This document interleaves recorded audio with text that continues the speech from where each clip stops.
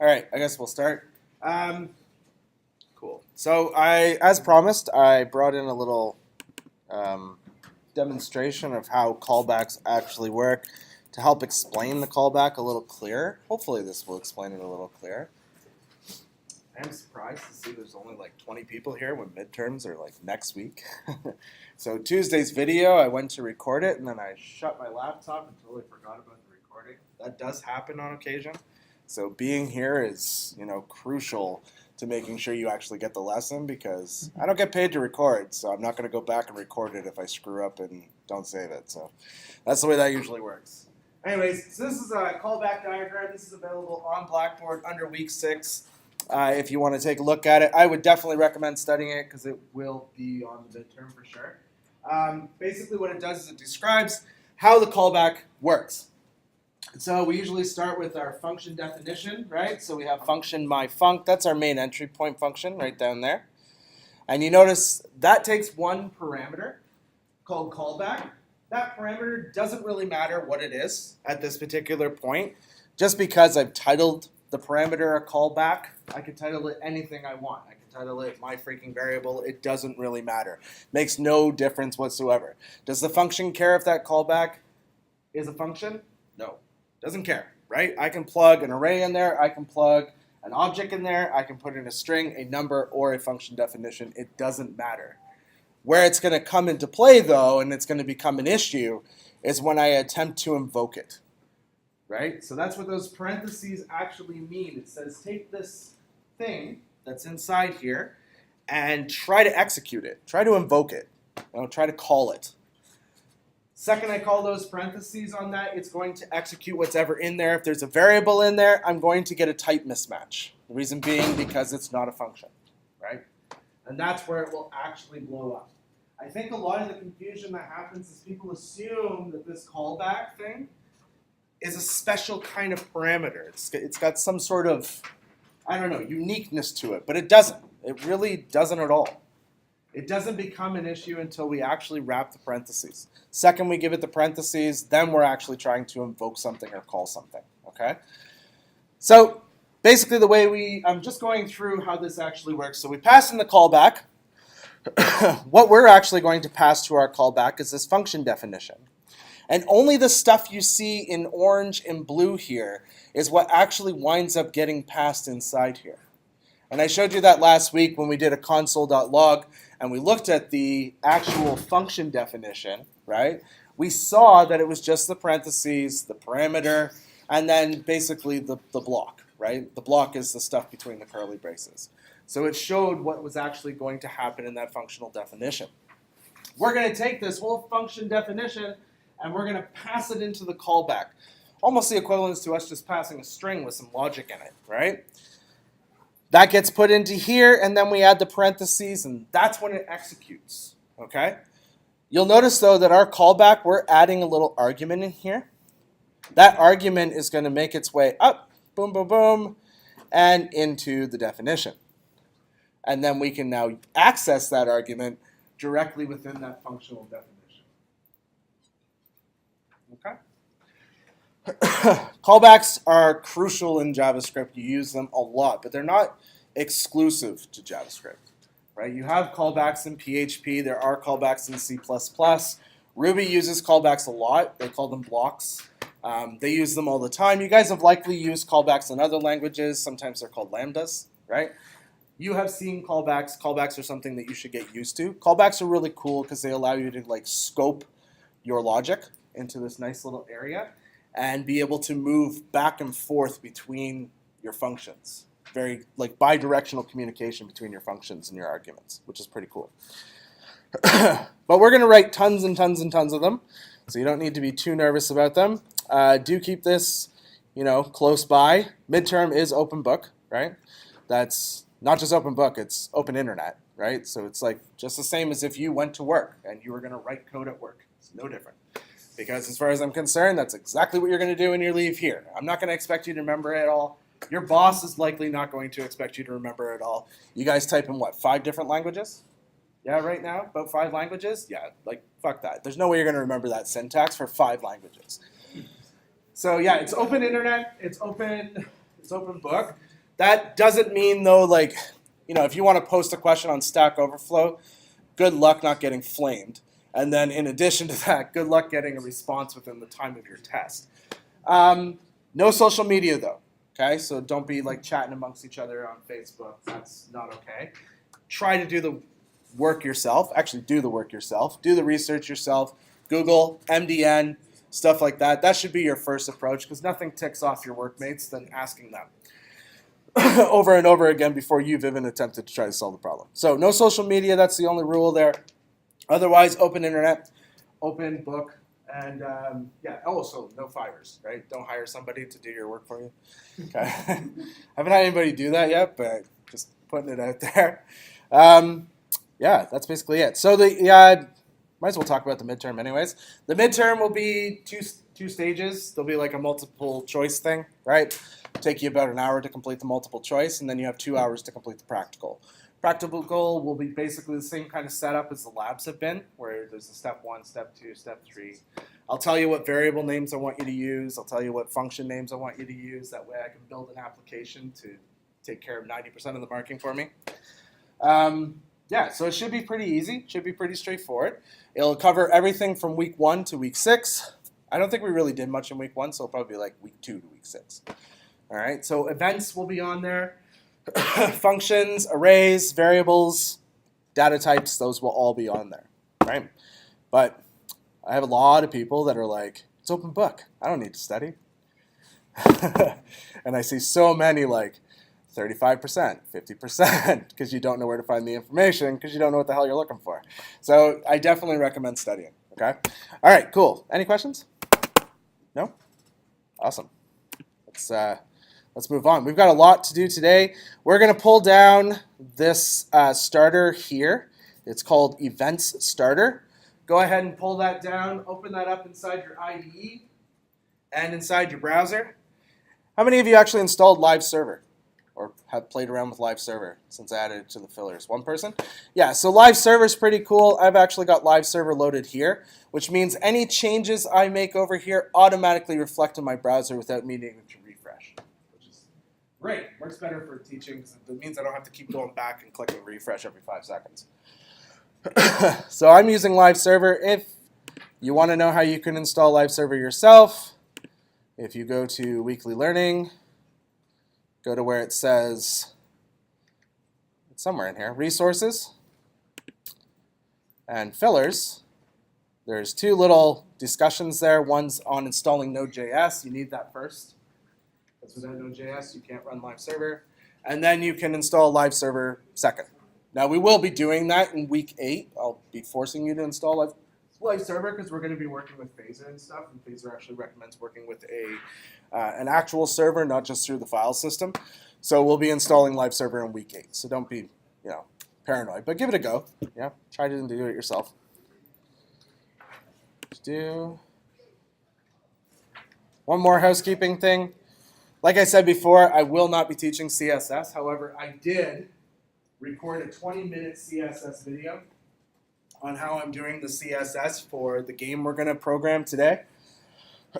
We're going to program this today, Simon Says. Hence my shirt. I survived, Simon Says. Yeah. Figured I might as well get a shirt for it. But yeah, so we're going to program that today. But first, we got to do this fun thing. This isn't so painful. All right, so you should be pulling that down now, putting it wherever you actually put your files and folders and stuff, opening it up into your IDE, and opening it up inside your browser. And everything's good, you should see this. All right, let's just talk about the HTML page real fast.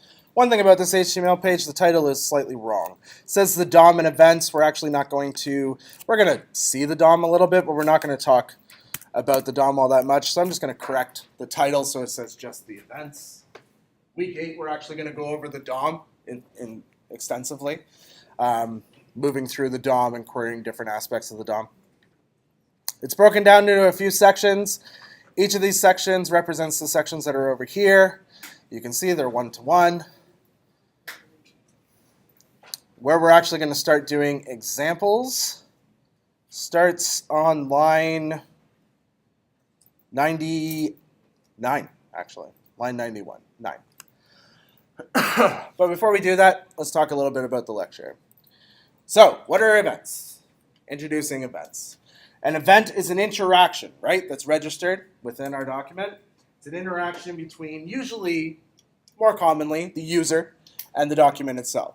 However, events are not exclusively just user things. They're not just user interactions. You can create system events that occur, right? So when you do game development, for example, you have these like 3 different things. You have preload, you have draw, and you have update.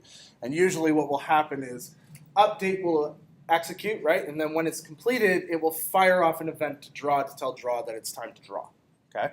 And that happens on every iteration, usually once every 60 milliseconds or 120 milliseconds or however fast you want it to go.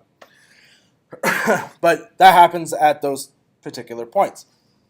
So events are not, exclusive to just users. You can fire them off yourself, and we will be looking at creating a custom event today. But generally, a lot of the events you're going to be interacting with are usually done with the mouse, right? So clicking, hovering is mouse over, mouse out. There's also, when you click, there's actually 2 states that happen. There's 2 events that fire. There's 3 events, actually, that fire. There's the click event that fires in JavaScript, and then there's mouse down fires and mouse up fires. So you get 3 events, actually, when that happens. Key presses you can track, mouse moving, scrolling. All of those you can track. Those all fire events all the time.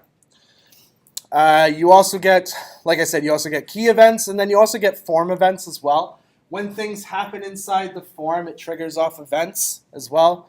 So for example, the mouse events are click, so you can actually click these. There's over and out, see? That's our hover states. Up, right now it's on up. If you click, it's down. If you let go, it goes back to up. And change is a bit different. Change is more like this thing has changed. That creates that event. When we take a look at forms, forms work on different types of events. There's the change event, the onInput event. OnInput event fires immediately. So as I type, you notice that the message changes. The message is changing instantly as I'm typing. Change event on an input field happens after you've changed the field, and then you move away from it. It will actually change. Change events are great for select boxes because when you're working with a select box, sometimes, like for example, we have a select box inside our distributor's site. You choose the country and then it immediately populates all the provinces for you. Or if it's the United States, it populates states for you. The way we do that is you choose the country and then we do a small AJAX call and pull back the list of provinces or states. That's the way it works. And we do that by detecting the change event. So you notice as I change this, our message changes from IM option 3 to IM option 1, whatever you change it to. So these events are actually done by event dispatching. When you click on these events, that dispatches the event. You can think of dispatching like publishing, right? The system publishes the event. It says, hey, a click has happened and it happened on this element. And then the system, the JavaScript script, looks at it and says, okay, well, I've got these 5 expressions or these 5 functions, and they all subscribe to that event. So I'm going to execute all 5 of these. The published event doesn't care about what's subscribed to it. It could care less. Doesn't mean anything to it, right? The subscribed events care about the published event. We don't generally say subscribed and published. We usually say dispatched. So when you guys are looking this up on MDN, that's the keyword you're looking for is dispatched. And when you're talking about subscribing to an event, you're talking about listening to an event. That's how we describe it. So when we interact with the page and trigger an event, the event is dispatched. We can utilize listeners to subscribe to the dispatched events. These will allow us to execute code based on an interaction. For example, when a user clicks the submit button, we can pre-validate their form to ensure it meets our requirements. And you've seen that before, right? You've done that before. You've clicked on a form, you screwed up the email address, and it tells you that the pattern isn't correct. Please correct it. Or your password is not strong enough, so you need to correct your password. Like I said, dispatch listen equals publish subscribe. The pub sub design pattern is simple. It's a block of code that subscribes to an event. Now, JavaScript is not unique to that. The pub sub design pattern is a design pattern that exists in computer software programming, computer science. Learning the pub sub design pattern is very beneficial at keeping your code nice and modular and decoupled, right? Have you guys heard that word, decoupled, before? Decoupling is the art of keeping things living in their own environments, right? And using events, you can kind of connect these things together, but then they're not married to that thing, so you can always port it to somewhere else if you ever need to use it for something else. It will operate as it sees fit. When the event is published, all the subscribers will execute. Event bubbling. In JavaScript, we have event bubbling. Event bubbling is when the event is dispatched, just like bubbles in a glass of pop, they all bubble up to the top. Same with the click events or mouse events or any type of interaction event. It starts from the node element that triggered the event, and it will bubble through the parent till eventually it reaches the body, and then that's where it stops. So you have to keep that in mind, that if you have a click event on the body and then you have a click event on the node element child, and you click on that child, you will also be clicking on the parent at the same time. There are ways to prevent that. We have something called stop propagation, which we're going to look at today. Stop propagation actually prevents the event from bubbling up past through the parent. Stops it wherever you tell it to stop. You can actually see that with this little demonstration here. If you click the child, it says child clicked, then it says parent clicked because it bubbled up and it called both events. If you click the parent though, only the parent is clicked. In addition to event bubbling, and I didn't write it down here, we also have prevent default. So when we click a link, right, no JavaScript interference. When we click a link and it has an address, we navigate to that address, right? Because our browser takes over and it says, okay, well, you want to go somewhere, so I'm going to create an HTTP request to that address, and I'm going to send you off to that address. Cool. When we submit a form, it reads the action attribute inside the form and says, cool, I'm going to create a HTTP request, method post, and I'm going to send you off your form body off to the server or wherever that particular request goes. That's by default, right? However, when you click submit on a form and you get those wonderful validations that occur, custom validations, I'm not talking like the built-in ones in Chrome and stuff, but custom validations, what they're doing is they're calling something called prevent default. And basically what prevent default does is prevents the default action. Stops it from navigating off, stops it from creating the HTTP request and moving off the page, and then will allow you to execute your code. And then when you're done, then you can fire off the default action at that point, right? So we're going to look at that today as well. Now we're into all of our wonderful examples. We have tons of them. There's various different types of examples. When it comes to this, we have three different types that an event can be fired. The first one is the HTML inline event. It looks a lot like this. OnClick equals this event. That's our inline event. It's where we write our JavaScript in line with our HTML. This is bad practice. This is not something you want to do because it makes your code now tightly coupled to your JavaScript. That is not a good thing. That is a bad thing. So it's better practice to not use the inline events like this. It's better practice in your JavaScript to add event listeners to those particular actions, which gets into our next example, which will be event listener examples. Event listener examples is where we add an event listener using the method add event listener. Okay? That registers an event with our document and registers that node to that event. When that node experiences that event, it will fire off whatever callback we decide to provide it. The last one is property example. A property example is a bit different. So on every node element, when we get them back, by the way, the node elements are when we call query selector. That returns a node element. When we get the node element back, it has a property on it. Every single event is already registered to that node. Everyone. Everyone that you can possibly do is currently registered to that node. It has default actions, obviously, but you can override those by calling node element.onClick, or node element.mouse down. And we're going to take a look at those as well. So why don't we do the first one? So we'll cover this part here, the event listening. We're going to do the HTML part first. Before we do that, I'll quickly explain this little block of code that's happening here. You guys have selected document. You've done query selectors for the last 6 weeks. I'm selecting each of the example blocks that are on our page and setting those to variables. So let click events is this block here, right? In order to get further down and actually access each one of these particular things, what I'm doing is running a for loop because I don't feel like typing it out 600 times. So I'm running a for loop that iterates through all of these node elements. That's what's happening here. I add a property to each one. In this particular example, it's HTML example, event listener example, and property example. And then using that event, I run a query selector and grab the child node. Okay? We're going to look a lot more implicitly at the DOM in week 8, and I will demonstrate this, and we'll do it quite a few times. For now, just accept that event.html example will be the first element, .event listener example will be the second element, and property example will be the third element in each one of these examples. Okay?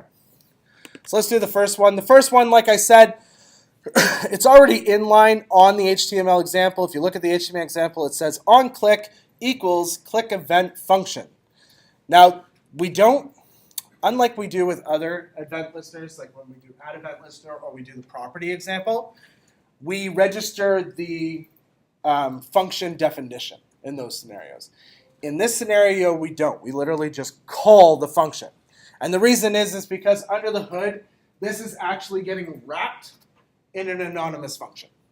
So it gets wrapped in an anonymous function. The anonymous function executes anything inside its body. And inside its body is this particular function call. So we're going to execute it. If we put a function definition in there, nothing will happen because it would be just text at that point. It would have no meaning. It would have no value. So why don't we save ourselves some time. We'll copy that. I'm just going to hit Command-C. We'll go to main.js. And we'll just create a standard function, just like we learned last week. Like so.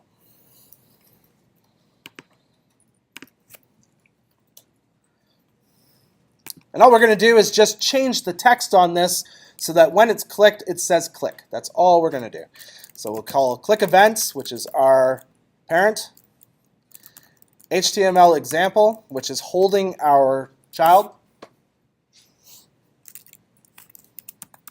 Text content, which would be the text content inside here, which is currently the value of HTML.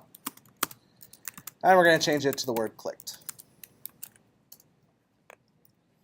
Go ahead and refresh your browser after you're done that, and if you click and everything is correct, it should say clicked. But like I said, inline events like that are considered bad practice. It's very rare that you really need to do that. However, React kind of throws that whole scenario on its head because it's all inline, right? But the whole idea of React is to marry all your JavaScript together. Everything you're doing is JavaScript. It's a little bit different. But when you're working out in the field with different languages like PHP on the server or Ruby on the server or whatever it is that you have on the server, and your front end is just normal HTML and normal JavaScript and CSS, it's a good idea to keep these things completely separated and not marry your JavaScript inside your HTML. I would say that's one of the reasons why I'm not a massive fan of React, because I don't like, it feels so dirty having all my JavaScript just mangled into my HTML. Though I use Haml, which is a templating language, and I'm fine with that. I don't know. Hypocrite, I guess. All right, we'll create an event listener version of this. So that's click events, .event listener example. And to add an event listener, it's literally calling add event listener. Add event listener is a property of node elements, right? Node elements are an object that exists. Each one of the HTML tags on inside your document is a node element. Each one represents a node element. And you can grab those back, and when you do, it creates an object called a node element. And we have an add event listener. It takes 2 arguments. The first one is the event that you're listening to. So the event we're going to listen to is click. And then the second argument is your callback function, right? And you can write it in there many different ways. We could use the arrow function we learned last week. You can provide an anonymous function to it, or you can provide it a function definition. Either 3 of those options are completely valid. I'm going to use an anonymous function. I'm going to pass it a parameter called event.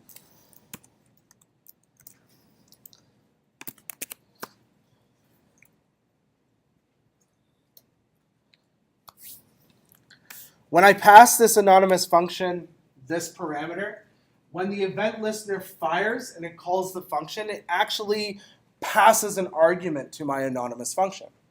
By putting in this parameter, I can catch that argument that's being passed. The argument that gets passed is called the event object. The event object contains tons of information about what has occurred during that event. Okay? One of the pieces is what event actually occurred. If I call event type, it will tell me that it was a click event.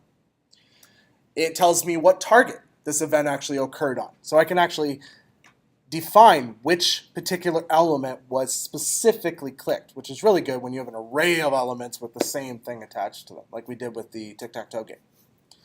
So I want this event object back. Now I can actually take event. I can access the target on it. Access the text content because target will be a node element. And I can change it to clicked.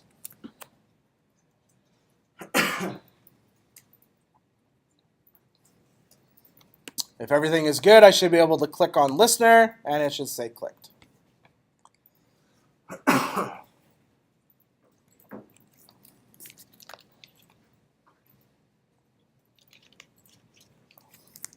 The property example, very straightforward, very easy to do, very lightweight. Has some drawbacks though. The thing about event listeners, if you want to remove event listeners, you have to have added them with the add event listener, right? So if you add it with the event listener, then you can call remove event listener and remove the same event. So that is one downfall to using the property ones. But they look like this. So click events dot property example is the one that we're going to work with. That's just this child element over here. And I just access the onClick property. Pass it my anonymous function or function definition or arrow function, depending on whatever it is that you want to call. Event.target.textContent equals clicked.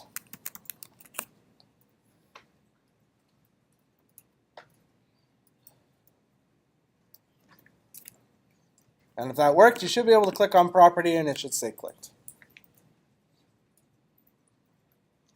Now I can tighten this up a little bit actually. This is 3 lines. I can actually write this whole thing on 1 line using arrow functions.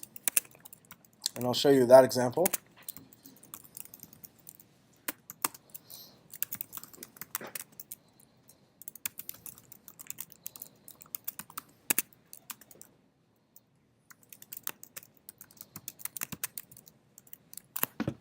There it is with an arrow function. I'll just drag this over so you can see it a little bit better. There you are. Either one is perfectly valid. But it's a good idea to understand how these arrow functions are working. The arrow function, if I only have a single property, if I only have a single argument or parameter, sorry, I can literally call it without the parentheses. I just say event. The fat arrow represents that the next thing following it is a block. If I only have 1 line of code to execute, only 1 expression, I don't need to wrap it in curly braces, so I can call it inline just like that.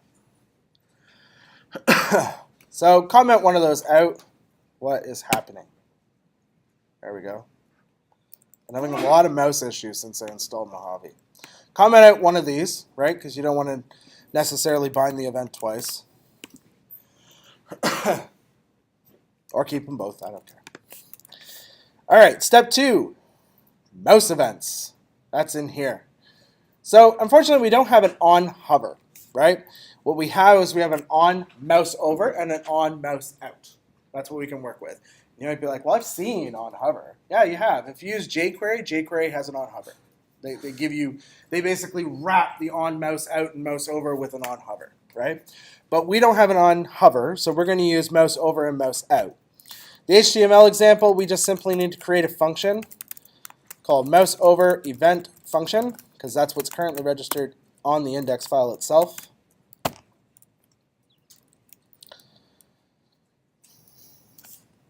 These particular ones are underneath the parent node element called mouse events. And just like the ones before, I've created child elements automatically and assigned them to properties on the parent element called HTML example for the first one. I'm going to call the text content on that and say over.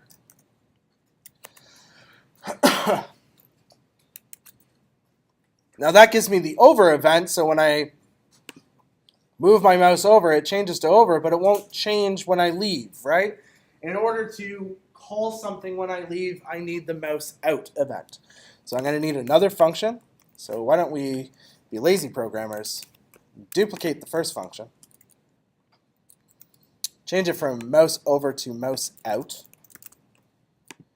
and change the text content from over to out.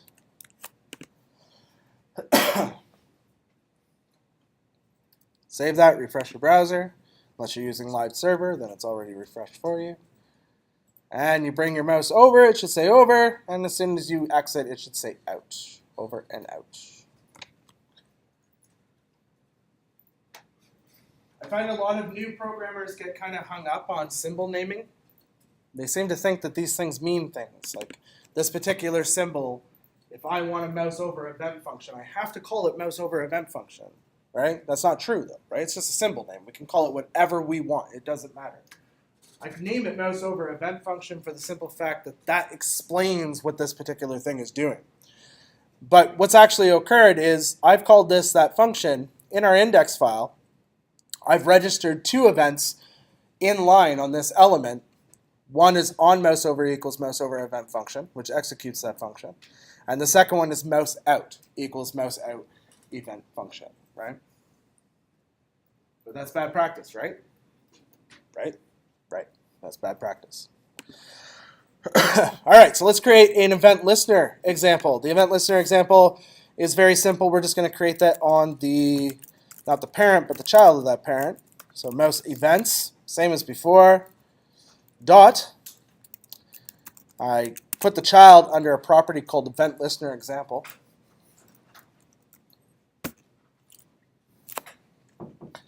Once I have that element, I can add an event listener. So add event listener. The event listener takes 2 arguments, like I said before. The first one is the actual event that is going to fire. So it's mouse over. That's the event we want to listen to. And then the second parameter, or argument, is the callback we want to execute. Function, we're going to give the function the event parameter, so the callback can actually have the event object shoved into it. Then we're going to call event.target, which will return back a node element. And we'll call text content on that node element, which is currently listener.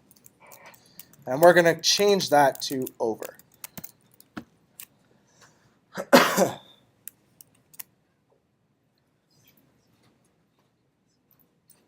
right. So now let's duplicate that one as well, because we still need the other side of that. We have an over, we need an out. So go ahead and change both instances of where it says over to the word out. And yes, this may seem redundant, but I feel like the more times we do this, the more it will register and you'll get it. Hopefully you'll get it. If you don't, that's completely okay. That's why we study. So now, when you move over these elements, It should say over and out on the listener one.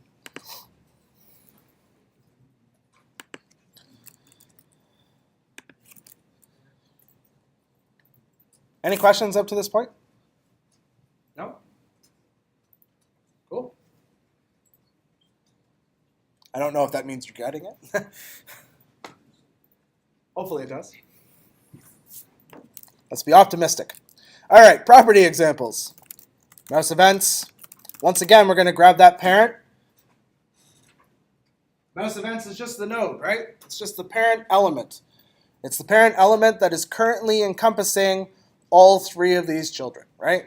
Like I said before, and I'm going to keep reiterating, I created 3 properties on that node: HTML example, event listener example, and property example, and stored the children in there.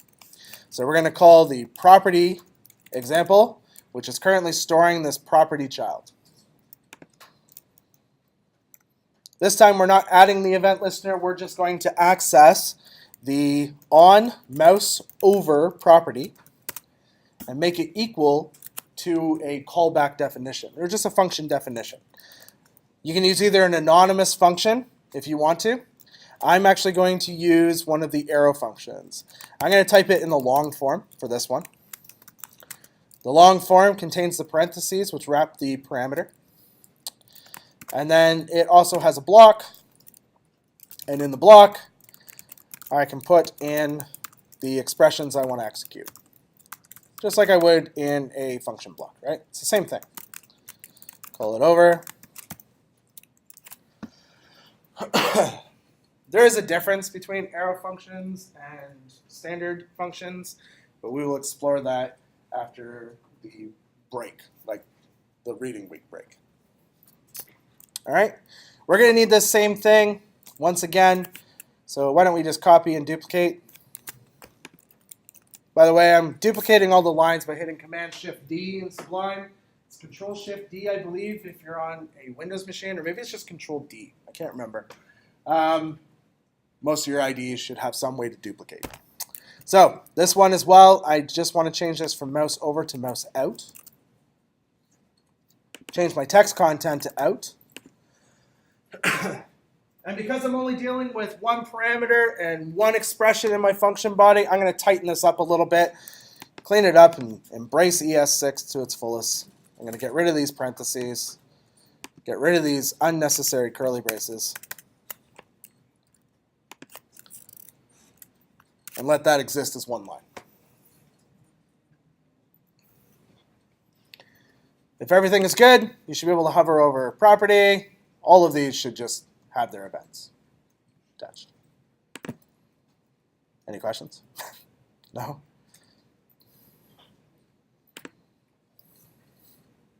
You'd think it was Friday at like 7 o'clock. You're so quiet today. All right. Except for that guy. He's not quiet at all. All right, we're going to create a new one, focus event. This one's going to be about the focus event. A focus event is kind of cool. The focus event basically says, hey, the user is paying attention to this thing right now. That's what fires off. Fires off this focus event. And it says, the user's looking at this. They're looking right here, and they're doing something to this thing right now. That's what calls off the focus event. In addition to the focus event, I also have the blur event. The blur event fires off when the user has stopped paying attention to that particular thing. It fires off a blur event. Those are handy, especially if you're doing like analytics software. If you're like creating analytics software, that's awesome because now you can track where your user is. If you're more common would be the password field. You go to type in the password and then you move to the next field, right? It checks this immediately and tells you if it's strong enough, right? Or if it doesn't do that, you type in the confirmation password and move on to another field and it says, hey dude, these two things don't match. Go fix it, right? That's a common use for focus and blur. Email confirmation, same thing. Focus and blur works in those scenarios as well. I left you hanging. I didn't actually finish the whole symbol name. It's focus event function. This is already sitting in the HTML file. I've already registered an onFocus event on this first element here. Focus blur events.html example. dot query selector dot input value. I will explain this in 1 second. Focused. Like I said before, we're grabbing the parent element. This focus blur events is the parent. It encompasses these 3 blocks, right? .html example, the first block. That's the child. Then I'm running another query selector statement and grabbing an element child that's sitting inside here. You can't see it because it was triggering me.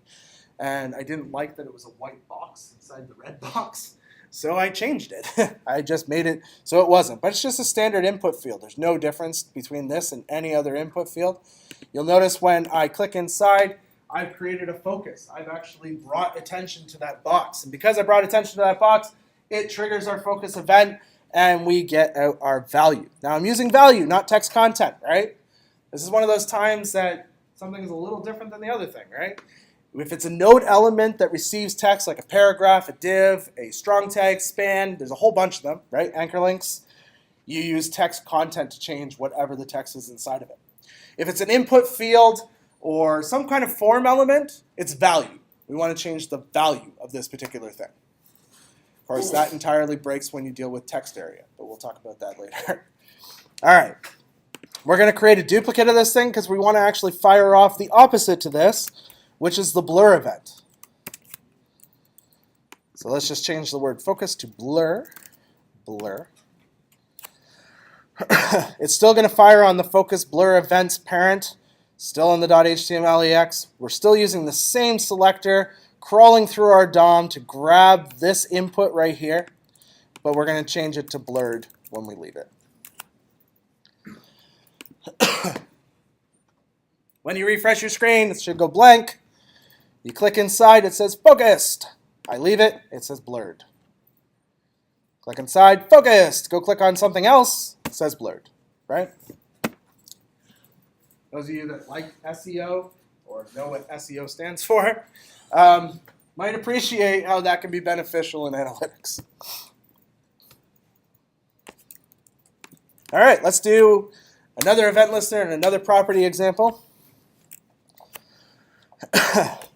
We'll stop with the HTML examples. Are you guys okay with that? Because, again, it's bad practice. We shouldn't be doing it anyway, so let's not just keep doing it. Plus, I want to get to Simon Says at some point. All right, so we're going to do step 3B, which is the event listener example. So we're going to call focus blur events, that parent element one more time. We're going to grab the child element that is currently sitting in the event listener example property. Properties, right? You guys know what objects are. You know what properties are. Property is just a variable inside the object, namespace to the object name, right? That's essentially what that is. We're going to call query selector, same as we did before, and grab an input. Then we're going to add the event listener to that input because it comes back as a node element. All 3 of these things are node elements when they're done. Add event because that's what's stored inside those names. The focus event is what we want to listen to. I'm going to use a callback, obviously, but I'm going to use an anonymous function for that. Event.target.value is going to be equal to focused. And there we go.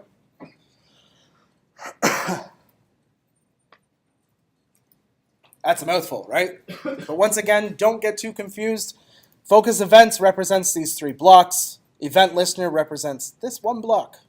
And input is the text field inside of it. Which incidentally, when I click on it, it says focused.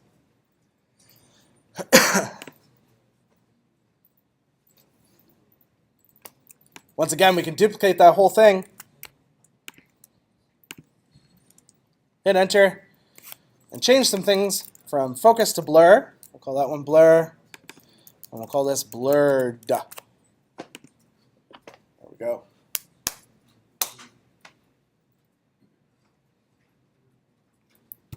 Now when you click on that field, it'll say focused. When you click outside that field, it should say blurred.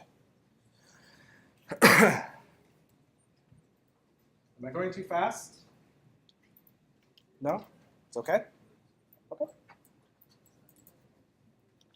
I mean, events, right? Exciting stuff.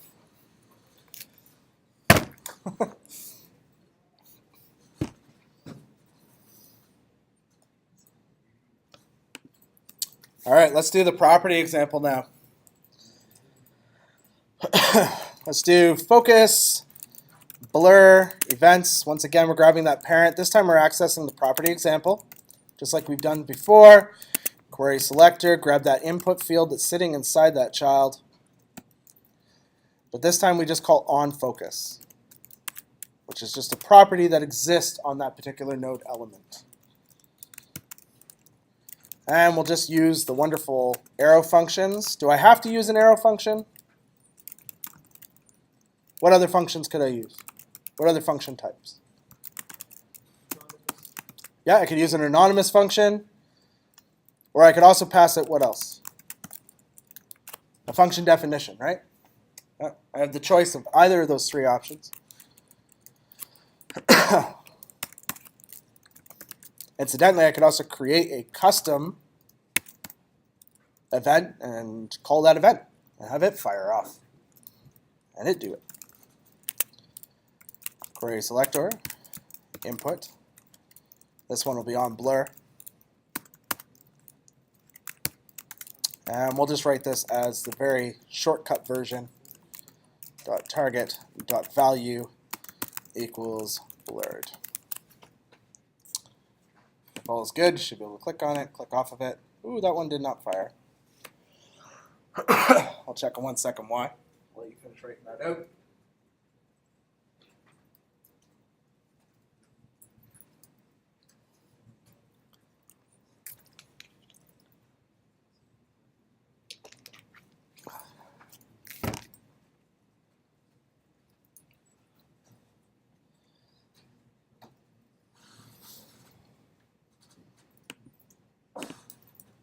All right, let's try that again. Focus. This one's working. So if it's not working for whatever reason, it's always a good idea to just open up your developer tools. Take a look at why.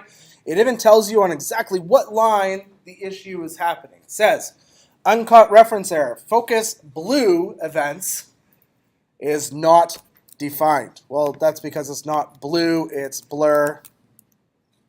Helps if we call it the right thing. Now when I select it, I get blurred. And no, I didn't do that on purpose to make a point. I fucked up.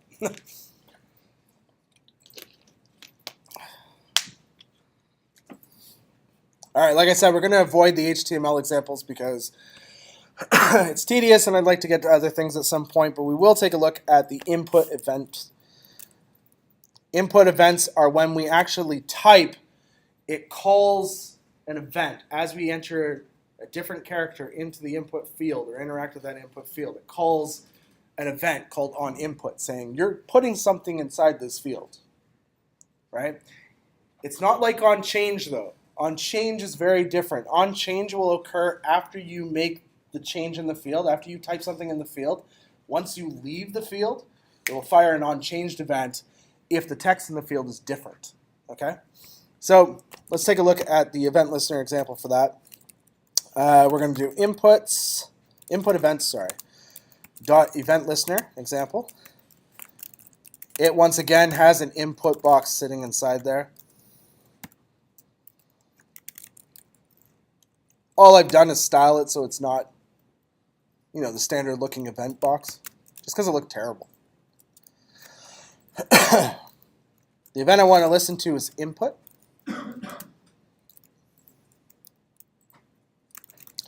And we're going to use function, event. I've been programming for the better part of over 14 years. Web programming mostly. I took school in 2012 though and decided to make a career, right? So I've been doing web and working with events for a long time, like for a really long time. I literally learned about the input event last week. Didn't even know this thing existed because I always use change, right? I listen to change and then when the change event happens, I execute something. I didn't know about this input event. This is cool shit.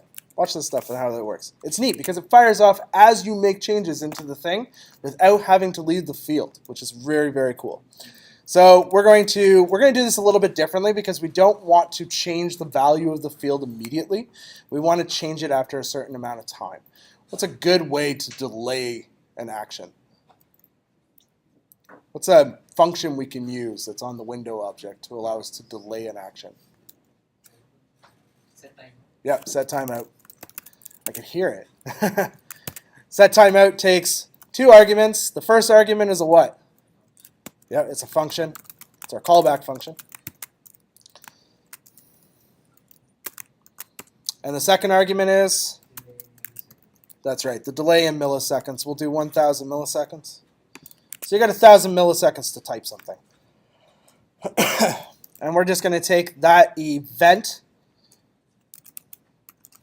that we defined up there, dot target, dot value, and we're going to say it's been changed.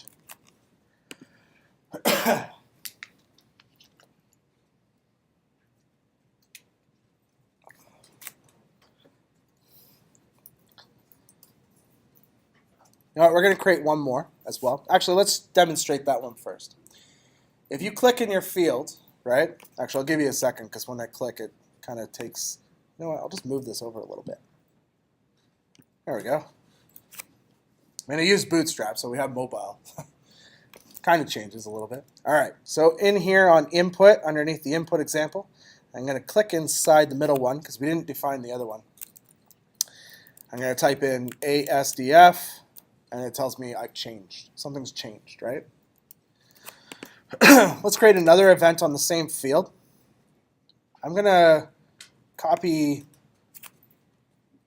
the opening part of the function. Close it off down here.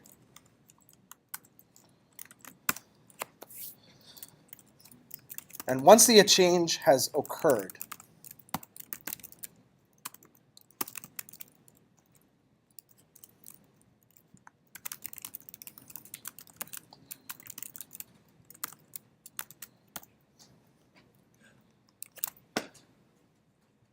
I'll show you the difference between these two.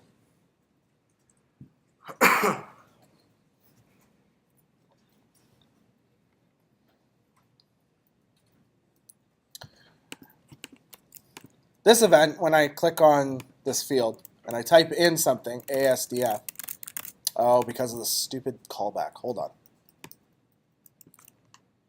Let's comment that one out.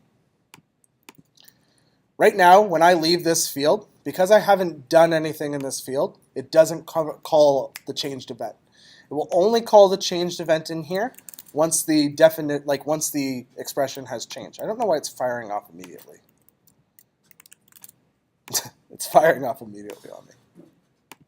It's because we've done it this way, that's all. It's a hard example to show. I'll find a better example for you. But basically what happens is when you change the text inside the field, if the text inside the field has been modified in any way and is not the same value it was originally, it will call the change event for you, which is different than on input. On input doesn't care. You can type the same word 3 or 4 times. It doesn't matter. It will still call the onInput event every time you type a new character in there. But the change event only fires when the value inside the field has changed. Okay? Anyways, that was kind of on a whim. Let's just put this guy back in place. There we go. The property example for that one, very simple, same as it's been in the past. It's input events dot property example dot query selector. Grab that input field that's sitting in there. Grab the input property from it.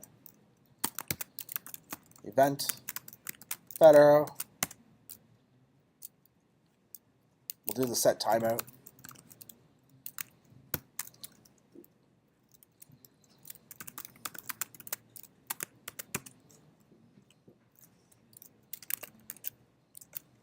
Whoops, 1,000.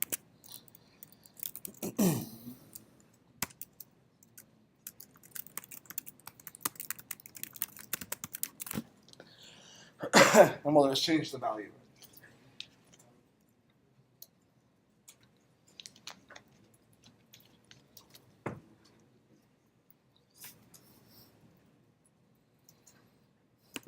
And if that's working, you should be able to type in a letter, and it should tell you it's changed after 1,000 milliseconds. So 1 second.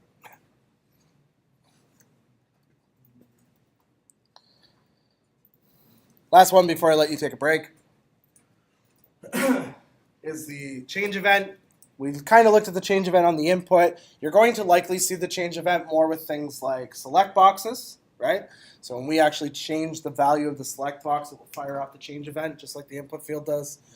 The radio buttons, you see that often, right? You change the option of the radio button and it fires off the change event. Or the checkbox, that's the other one. Yeah, checkbox. I think I showed you guys this thing that I built at work. I did this for a client. Actually, we're going to be going through a huge upgrade process on this thing. Let's see, lodging request. This nasty, nasty, nasty form. So this form is insanely huge and uses a lot of JavaScript. So the change event we actually have bound to these two options. Is your pet a cat or a dog? Because some of the options in the form actually change based on your selection. So if it's a dog, you get this form. If it's a cat, there's only a few things that change. It's just based on more medical issues, right? So anyways, this is this massive, massive form, right? So we have lots and lots of little things inside here that allow us to tell when different things have occurred. There's one big one, actually. Your dog diagnosed with any health issues. This event right here, if I click yes, the field becomes available, right? These things right here, these are only dates that he has available. As you change these, it modifies the other fields and pulls in the time frames that are available within the month of November, for example. Emergency hours, if you check this checkbox, those restrictions leave and you now have access to the whole year, but you're agreeing to after hours and it's going to cost you more. We also have one other one here where it says, has your dog ever been boarded or attended a doggy daycare? Because this form is not long enough, we want to add a lot more fields. Why did it not work? Actually, I don't care. Oh, no, it's somewhere else. There's another place. When you click it, there's like 4 more fields that show up all of a sudden. And then he's got these fields at the end as well that are triggered if you don't select them and then you submit.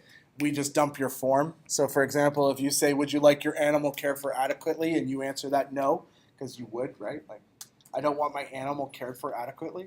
Like, whatever. But if you answer no, we dump your form. It doesn't even go to him. We don't bother him. We literally just dump all the contents. If you say, are you shopping for boarding rates for the lowest cost? In other words, are you shopping around? And you click yes, we dump your form. And it never goes to him.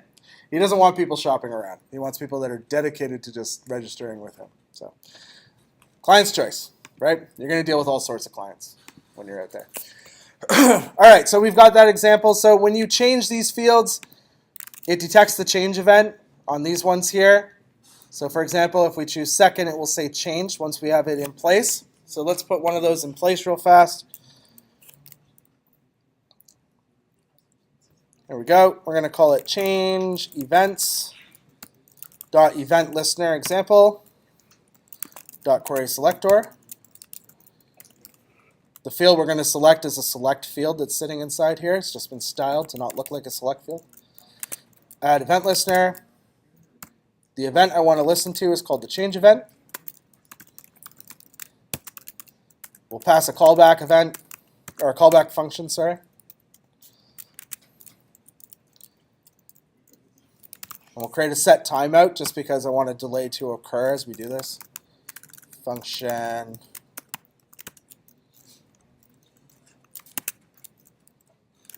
event.target.value.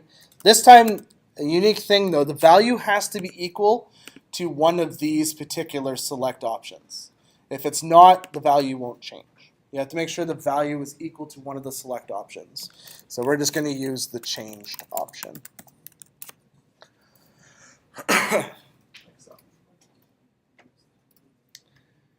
When We need to make sure we give a delay of like 1,000 milliseconds or whatever you want. So I'm going to change it. That's the second box. I'm going to change this to third. And then after 1,000 milliseconds, it'll say changed. Change it to second. Wait a little bit. Change. Instead of showing you the property example, which I'm sure you've got down pat, right? If I want to do this, what am I replacing this add event listener with? Anybody want to take a guess? If I want to do it by the property. On change, right? We'll change it to on change and we'll make it equal to the function as we've done above. All right, so why don't we take 15 minutes, meet back here at 5:17, and then we'll finish off this and then we'll move on to Simon. We started with, which is totally fine. I don't care. I've learned something a long time ago. That I find that the class gets smaller, but then it gets more interactive because it's not so many people, so there's not so much pressure. And the people that kind of stick around are the ones that are really like invested in it, and they want to really learn these particular things. Some people, you know, JavaScript's not for them. That's totally cool. Doesn't matter. You still have to get a mark in it. All right, so we're going to talk about removing events because it's quite often that once you added an event, you may want to remove the event. This happened in Tic-Tac-Toe? Yeah, Tic-Tac-Toe. So in Tic-Tac-Toe, we had it where when you click on the little things, you know what? Let's do the demonstration. Let's load up Tic-Tac-Toe. I mean, why not, right? NT. Let's Dropbox, Georgian, comp, 173. Weekly learning. Good enough. Live server. So what week do we do that in? 3? Yep, 3. Tic-Tac-Toe. There we go. There's Tic-Tac-Toe. Right, so there's a ton of events in here, right? We're using a ton of events in here. Some of this is being handled by CSS, right? These hover events are all happening via CSS. This is not change events that we're doing in here. But when we click, that's a click event, right? That's occurring. And in fact, the AI is also doing its own click event, right? Like I'm not just executing the function. The AI is actually clicking the element, chooses one by random and clicks it. Click another one, right? Once you lose, though, like this is lost, I actually remove the click event off all of these elements. And that's important because by removing it, I'm basically disabling the board, not letting you be able to click anything else because the board is entirely disabled. So removing events is kind of crucial to knowing how. However, there are some restrictions to it. You can only remove events that have been added with the add event listener. And you can only remove named events. So if the event doesn't have a name and you've used an anonymous function, you can't remove it. It has to be named. That's the downfall to this whole process. So we're only going to turn one of these on because these two basically demonstrate how it's failed. We're going to turn on the middle one. So we're going to go to the event listener in the middle.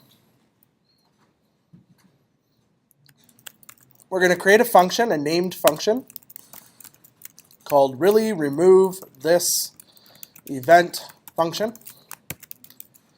It will take one parameter, but it will receive one argument called event, which is an event object. We'll grab event.target.textContent, and we'll make it equal to clicked. We're going to create a set timeout function just to reset that. And we're going to set its timer for 1,000 milliseconds. And before I add the remove event listener, I'm first just going to add the default action. So we'll say event.target.textContent is equal to removed.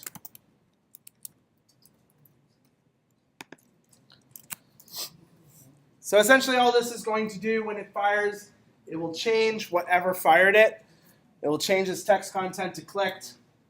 Then after 1,000 milliseconds or 1 second, it will change the content to removed. Okay? So now we need to bind this thing. We need to bind it to an object and to an event. So we'll call remove events dot event listener example, which is the child element. That's this child element in the middle. Dot add event listener. Because like I said, in order to remove it, we have to add it. We're going to add a click. That's what we're going to listen to. Our event type will be a click. And then just a quick question. Is that the correct syntax for that? Does anybody remember from weeks prior? Is that the correct syntax? I have to what? Should I remove these? Is that what you're saying? I can barely hear you. And I'm half deaf. All right. Remove those parentheses. We're only giving it the function definition. Does anybody know what happens if we put those parentheses there? What the order of operations would be? It gets executed as soon as the compiler, like interpreter, but close, yeah. it reaches that line. That's exactly what happens. And then what will be the next step? Next step is The event listener. The event listener will attempt to bind the event on whatever the returned value of that function is, because it goes in order of operations, right? So that function will execute first. It will return likely undefined, right? Unless you have some sort of return value. It'll return undefined, and then that undefined will get bound as the callback function, right? Well, is undefined a callback function? Sure as hell no. So it's not going to work. So you got to make sure you pass the function definition, not the call. So if everything's good, you should be able to come over here, click on it. It should say clicked, and then it should say removed. Now, I'm a liar because when you click on it, it still says clicked. Then it goes back to removed. And it'll keep doing that, right? Because we didn't actually remove the event.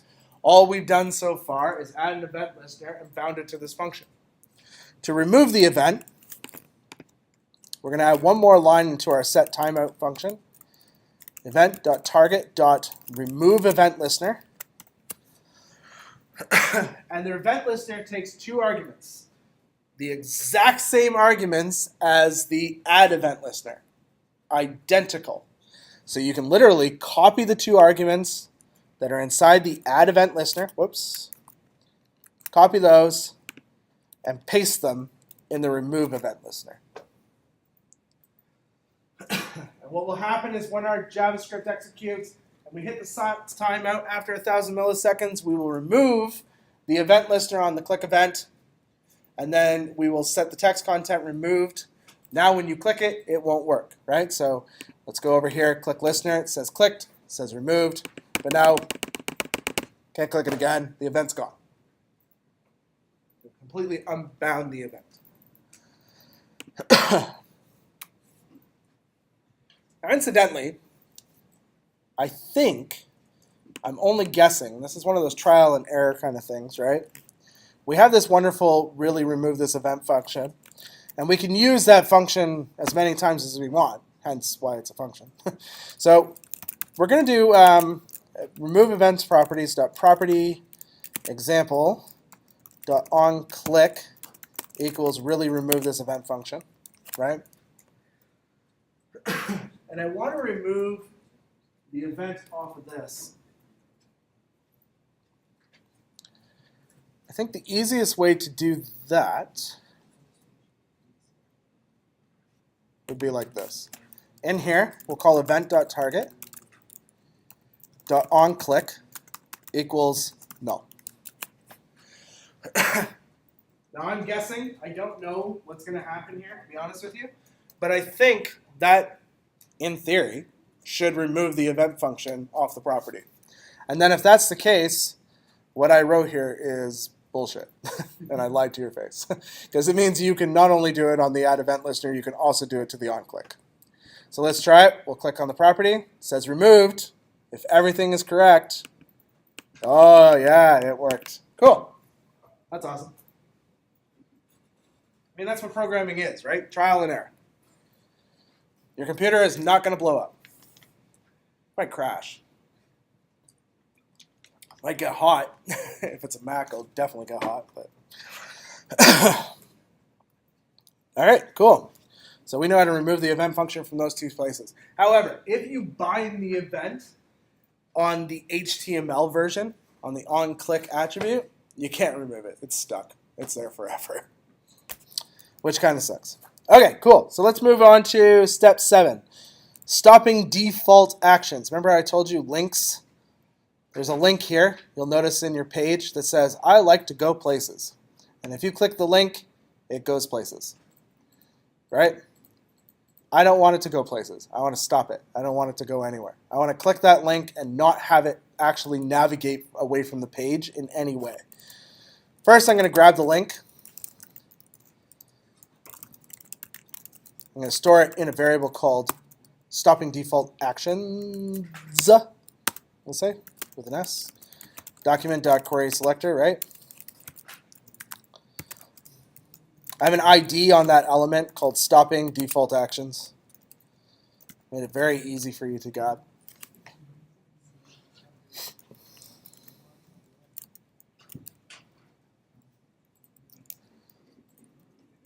I mean, let's just embrace ES6 all the way, right? Stopping default actions dot onClick equals event. We'll have to put it in a block because we'll actually have two expressions here. Event dot prevent default.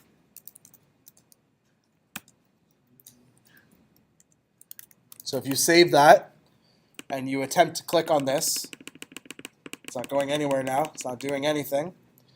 And I mean, why don't we just change out its text as well?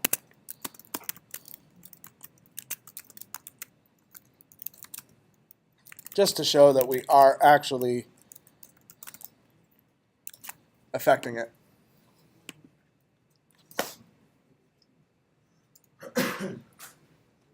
So that stops it. It completely removes it and doesn't allow it to go anywhere at all. We've prevented the default action, right? You'll see that quite often when people build like drop-downs, right? They'll build a drop-down. If they don't do it with pure CSS and they do it with JavaScript, they'll build the drop-down and they'll have their link, because you have to have a href. They'll have their href set to a hashtag, right? If you click the hashtag on the href, it will actually change your address to be that with a hashtag inside the address bar, right? So it modifies the address. It doesn't look very good. It's not a great user experience. And it does actually navigate. So what they do to stop that from happening, they prevent default, and then now they can say, okay, I'm going to open this up now, or they'll add a class to open up the menu or whatever they're going to do. But that's what they use, is prevent default. Let's take a look at stop bubbling. Bubbling, like I said, is when we have a click event. If I click this child, for example, it will bubble up through and click the parent. If they both have click events bound to them, it will click both events, right? And it will do it extremely fast, right? Because it happens as fast as the event loop can execute. So we want to stop the bubbling. To stop the bubbling, first let's grab these two elements. Parent L, I'm going to call it document.query selector hashtag parent L. Just going to duplicate that because I'm super lazy. Child L.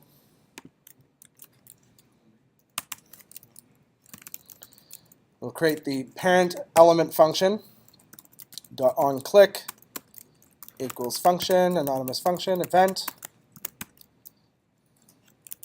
event.target.text content equals you clicked the parent. We can duplicate that same function and use it for the child. Child L, and we'll just change the message. You clicked the child.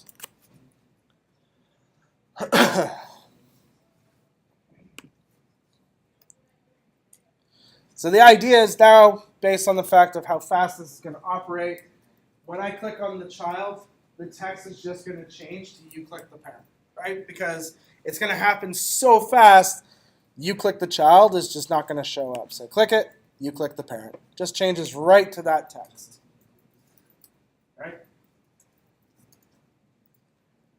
If I click the parent, it's just going to completely obliterate everything. I don't get my message, you click the child. And that's because of bubbling. It's bubbling up through, and it's clicking the parent element each time. To stop that, we're going to add stop propagation. So we call event.stop propagation. Probably one of the worst things you're ever going to have to type for a method name. It is horrible. Method name. When you do that, now when you click the child element, it will say you clicked the child. And that's because it's now not bubbling that event up through the DOM. It's stopped right at that particular point. You don't have to worry about it bubbling through. Now when you click the parent, it'll change the text for everything, which obviously will replace all of its innards where the child element is currently located, and everything gets replaced.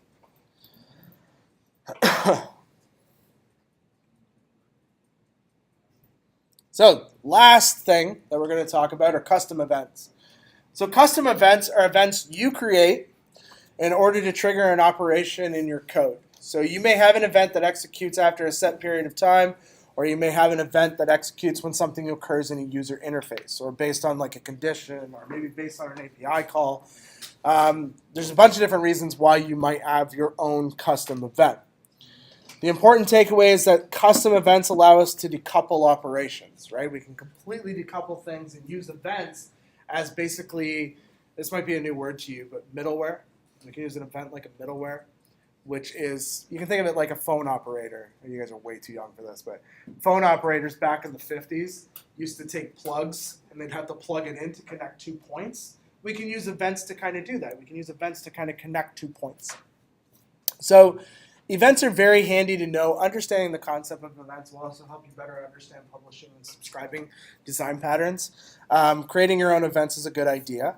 And it's not that hard. It's actually pretty simple to create them. Step 8A, let's create an event. First of all, we're going to create a variable to store our event. And you guys have done object-oriented programming, right? You've created your own classes, your own objects.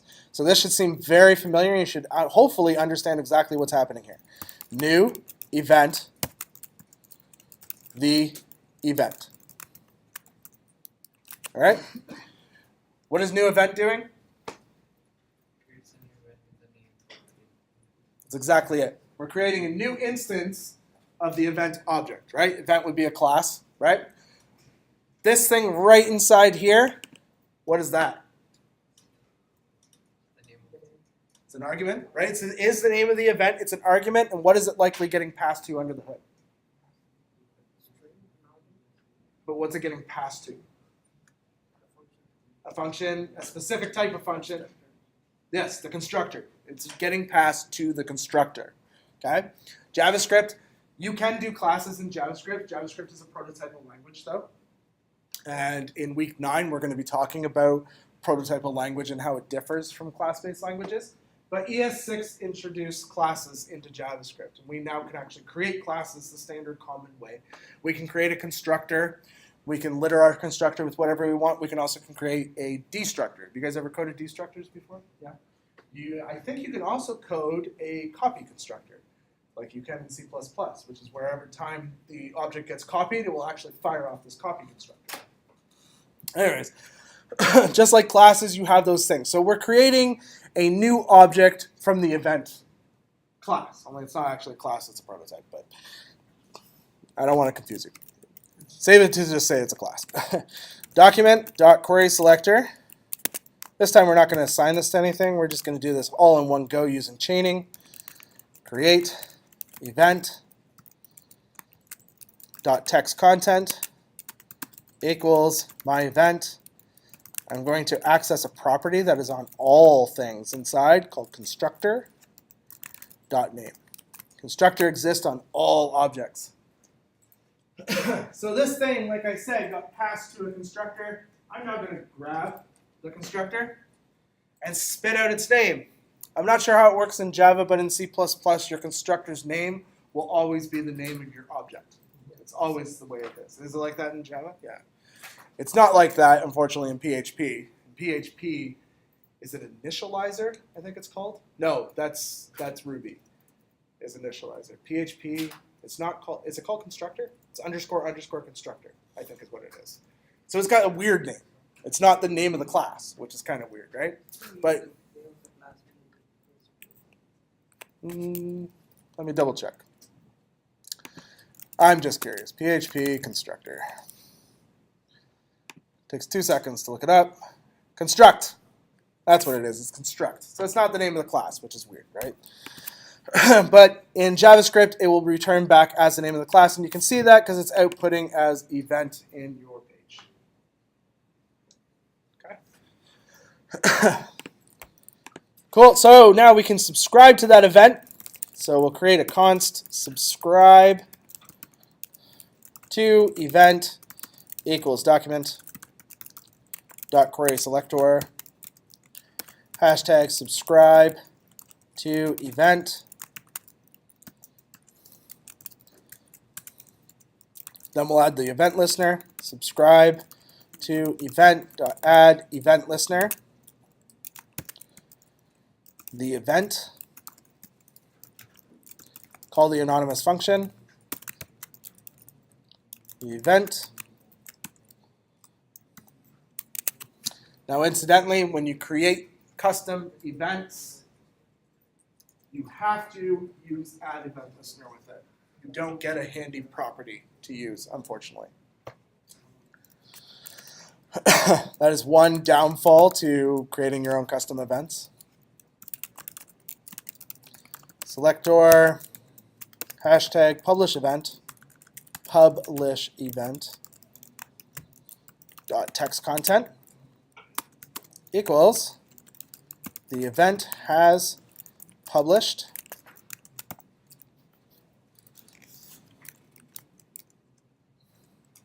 What I'm going to do for you nice people, I'm going to put a bonus on the test that says how many ways can you remove an event listener, and if you answer 2, you will get the bonus because we just proved you can do it 2 ways. Subscribe to event dot text content equals, and we'll just pass it the event definition.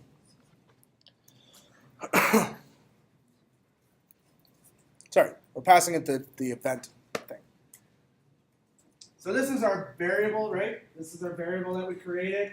When we pass this as text content, it calls to string on it. So it's just going to call the string on it and return it back. And when it returns it back, the string version of it is object HTML span element. Who would have thunk? That just happens to be what it's called.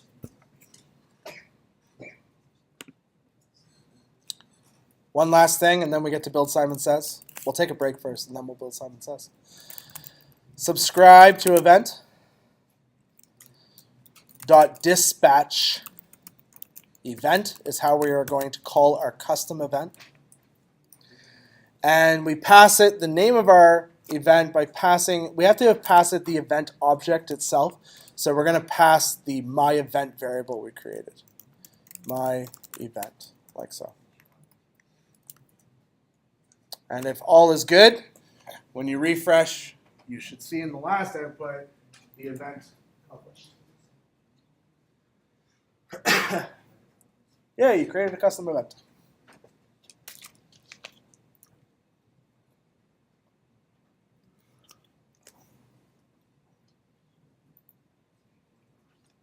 One thing I love about events, because JavaScript is asynchronous and you're not always sure when something is going to happen, you can use callbacks, right? But then you can wind up in something called callback hell.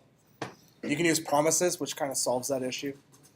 Async and wait is probably one of the best ways to deal with promises. Can you make a function synchronous? Yes, but it slows down your program. There are ways to do synchronous functions. But events are fantastic because events don't litter your code with callback functions. You can just be like, when this thing is finished, call this event. And then everything subscribed to it will fire off at that particular point, right? So you're listening to an API call. When this API call has returned a result, call that event, output it to the screen. No callback, Don't need it. I can just use events. And then if I later on want to change the code for it or build another piece and add it to it, I can just build it, and all I have to do is listen to that particular event, which means I can now extend my library and scale my library. Events are very cool. Publish subscribe is a good pattern. Really, really good pattern. Did you have a question? Yeah. You've been using semicolons the entire time. Those aren't required. Okay. There's a reason why I'm using semicolons, and I will show you the reason right now. So when I was building this wonderful thing, I wasn't using semicolons, and then I hit a huge bug when I was building out Simon Says. And I'll show you what the bug was. Am I recording still? Good. I want everybody to see this. Okay, so here I have, actually you can see I was showing another colleague of mine, actually. So I'm going to do the same thing without semicolons. Here I have two structures. This is an array, right? That's all that is.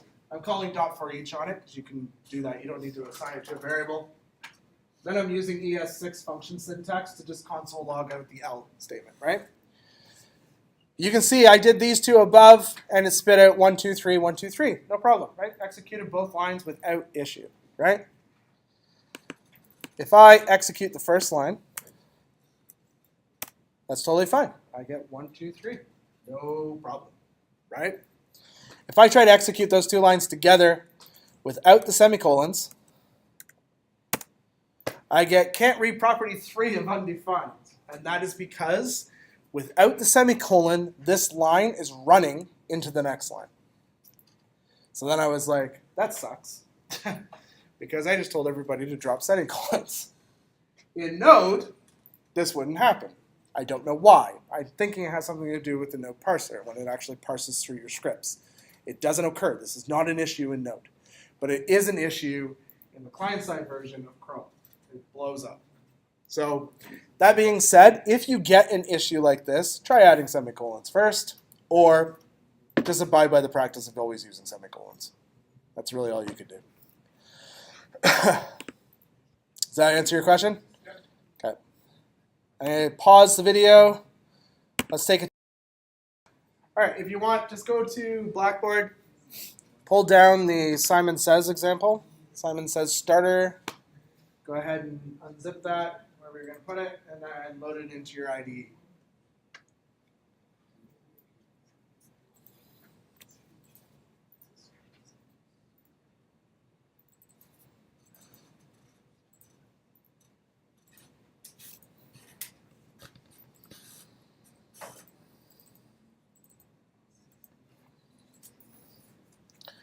Once you've opened it up, make sure you open it up in your HTML file. The HTML file inside your browser, you should see this wonderful thing.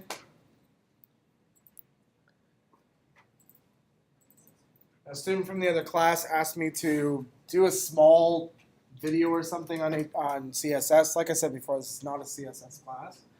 But while I was doing the styling for this, I decided to record the video of the CSS styling, my thought process, what I do to be able to create it.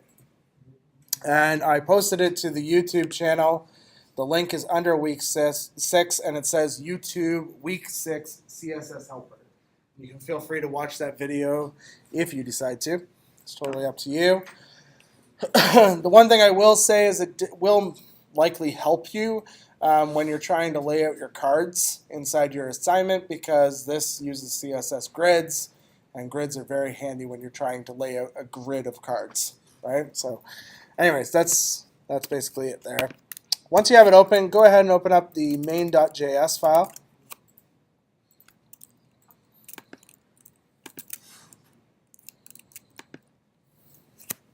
All right. Anybody here not played Simon Says before? No? Cool. Basically, the idea is that it's 4 colors. Usually, sometimes it's just buttons with LEDs. It depends on how it is. But it's a digital electronic game, right? The little circles will bing with a different tone, and they'll light up. That's essentially how it does it. First time it goes, you get 1 light that lights up. Then it will do 2, and then it'll do 3, it'll do 4, and it does them randomly. The way you win is as it does the pattern, you execute the pattern too. as soon as it's done. So when it plays the 3 different notes, you play those same 3 notes. If you get it wrong, you lose. So the idea is to try to get as many patterns as possible. So what I did was I added a current score. You get 1 every time you get the pattern correct. So obviously the first time you do the pattern, very easy, right? It's just 1 note. As long as you get the 1 note correct, you're good. You get score 1. When it gets up to about 10, I tend to fail. I don't seem to have a good enough memory to get past 10. My kids got to 14, which wasn't too bad.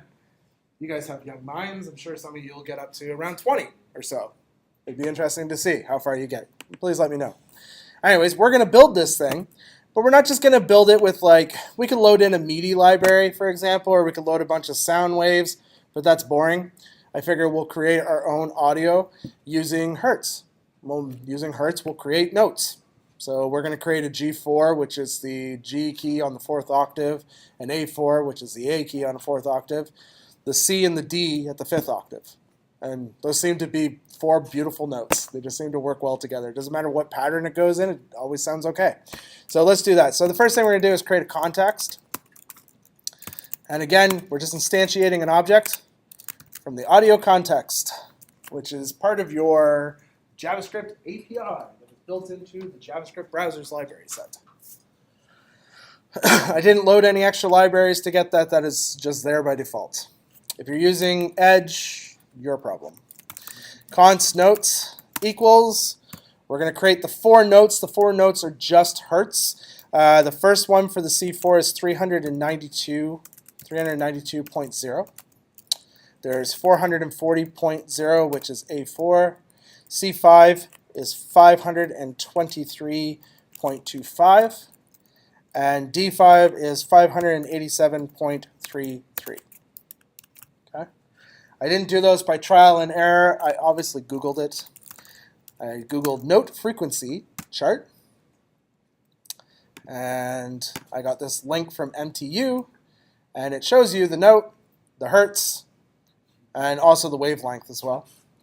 And I started at middle C, which is C4, but it was too low. And it was hard to hear. So I moved up a little bit, and I just kept trial and erroring until I found ones that sounded okay. And that's where I landed at those 4 notes. Feel free to do your own. What you could do is list all the notes there and then randomly grab 4 every game. 4 brand new notes, so that way it's always different. Step 2, we need a tone function so that we can actually emit this tone. So we're going to create a function. We're going to call it frequency. So we're going to call it tone, not frequency. It's going to have a parameter called frequency.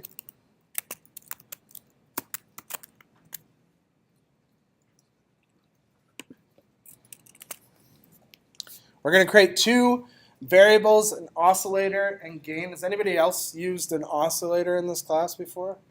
Ever touched? Yeah, you have? Yeah. You know how you can actually fine tune it and emit that kind of note? Well, you can do it with the oscillator. You can actually emit C4. You can emit all these notes that we're doing right here. You can emit them with an oscillator. I use an oscillator for tuning cameras, actually. Focusing cameras, we used an oscillator. They're kind of a cool little thing. They're pretty old school. Sometimes you can find them at garage sales for pretty cheap. So let OSC, short for oscillator, equal context dot create oscillator. That'll create the oscillator. We need to give it some volume, like gain equal context dot create gain. That'll allow us to increase or decrease its actual amplification.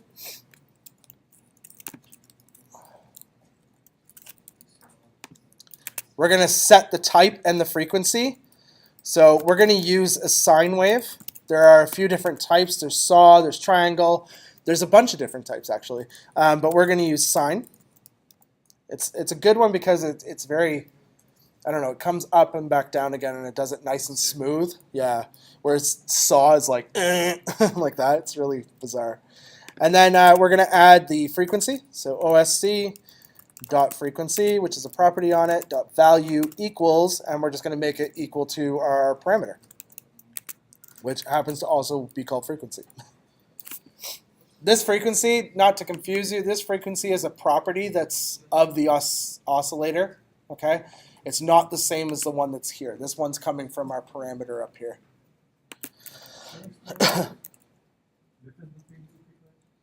Yes, this one is the property of the object. So OSC right now is an object. Frequency happens to be a property that is a part of it. That comes from the API. That has nothing to do with me. I didn't make up that word. It's just a part of its thing. Value is the value of whatever this is. This frequency, though, is us. This is all us. That value is coming from that parameter up there. Don't get hung up too much on what we're doing here, because you'll probably never code another tone and never, but it's good enough for now. Good question, though. Same as this one. This is going to be a little confusing. Gain, this gain is this one up here. Dot gain is its property. Yeah, I know, it's a little confusing. And this is called exponential ramp to value at time. I mean, that is probably the biggest mouthful of a method I've ever heard in my life. And the first parameter we're going to give it is 0.001. And the next parameter we're going to give it is context dot current time, which is a property that's on that, and add 1.5 to it. I'll post a tutorial where I got this from as well, which may help give you more context. A bit of it was trial and error and pieced together from a few different places, but next, step 2D, connect the destination and the gain. So your destination is your speakers. You can actually define what your destination is based on whatever output you have. I think you can even set your destination to be other things. I don't know how to do that myself, but we're just going to use the default one, which is already in destination. That'll just be our speakers, our computer speakers. And then we need to connect the volume up to the oscillator.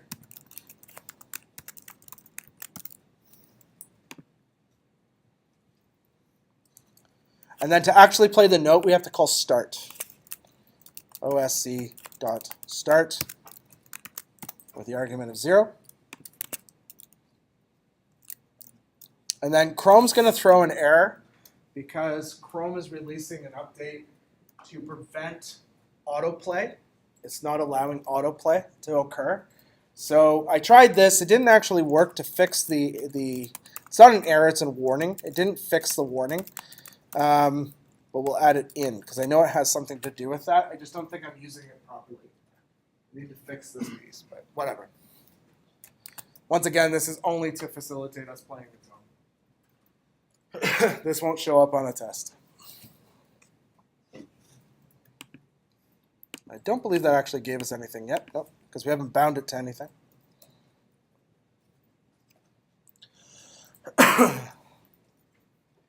So just a quick recap. The things you should know, though, is the const tone equals function, right? Remember how we can create a variable and make it equal to an anonymous function, right? The things inside, don't worry about it. Just write them down, so at least you can produce a tone.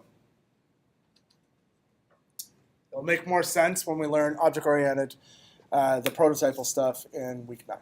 Then you'll understand what those things are. They're all properties. All right, can I move to step 3, or are we still typing step 2? Good? Good? Okay. Step 3, we're going to create a random function.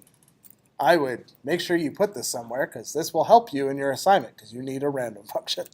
So here's your random function. Const rand RL, which stands for random array element, which essentially is going to grab a random element from your array and return it back. Now I wrote this in ES6, but I think I'm not going to do it that way just to make things a little simpler. It's going to be a function that takes an array. So you pass it an array. Then it will take that array, and I'm randomly going to grab an index number. See, I'm going to do this in 2 steps, just so it's a little clear. So we'll create a thing called letIndex equal, and that will be math.floor math.random times, and I want it to only go to the length of the array, so it's r.length.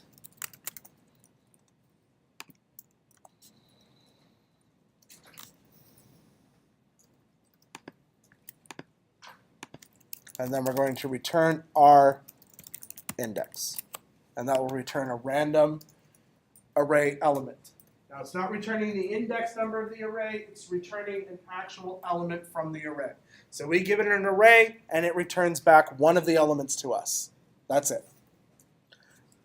By reference. It doesn't remove it or anything. Just returns it to us by reference. Step 4, create all the needed HTML elements. That's not a mouthful. All right, so we're going to create one called const actions, and it's going to be equal to document.query selector #actions. We're going to do 6 of these altogether. Has everybody found the duplicate button? Has everybody found a way to duplicate the line? What is it in Sublime on Windows? Is it Control D? Control D. What is it in VS Code? For those of you that are using VS Code, yeah. Shift Alt down. Shift Alt down. Yeah, that's intuitive. And Shift Alt up, and that duplicates up or down? I haven't tried up. If you do it up, it pushes it down. That's cool. Well, I mean, it's the same line. Okay, well, if you're using Sublime and you're on a Mac, it's Command Shift D. Yeah, Control Shift D on Windows for Sublime. There you go. That's cool. Control Shift D if you're on Windows. Okay? Either way, duplicate those lines. Or Control C, Control V 6 times. Like, that also works. So you're going to have 6. Multi-select in Sublime is in Windows. It's hold down Command and double click on the things, or click on the things you want to create the cursors for. In Windows, it's Control and click, and that will multi-select. If you hold down Command or Control and you double-click on a word and double-click on another place, it actually will allow you to do multi-select. So not just multi-cursor, now you can multi-select 2 spots. So in this scenario, I'm grabbing the first actions, and then I'm grabbing the second actions because of the same word, and I'm going to change them out with the word message. And somehow I have a cursor in the wrong place. I like shortcuts. I love shortcuts, yeah. Is it a good idea to make a separate function for queries? If somebody's Make a separate function for the query selector? that accepts a query and gives you the Yeah, like I've kind of done things like the way I would do this, to be honest. I would build an object, and then I would have a loop, and I would just shove everything into the object as keys, and then I would pull back based on the key. Is how I would do it. But we haven't learned objects, and that's a little complicated. So yeah, kind of like what I did with in the last example with HTML EX, property EX, and event listener EX. That's basically what I would do, right? So then a for each loop would help instead of writing this out 6 times. All right, now I'm going to do a bit different. This is a bit of a different action.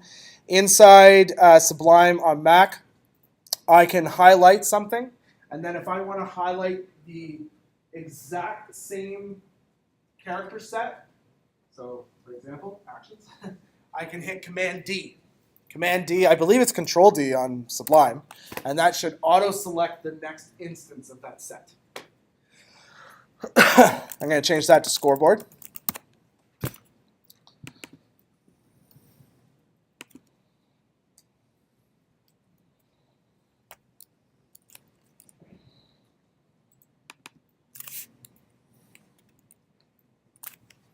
I'm going to do it again on the next one. I'm going to change that to score. Again on the next line, change that to game board. And then on the last line, to start.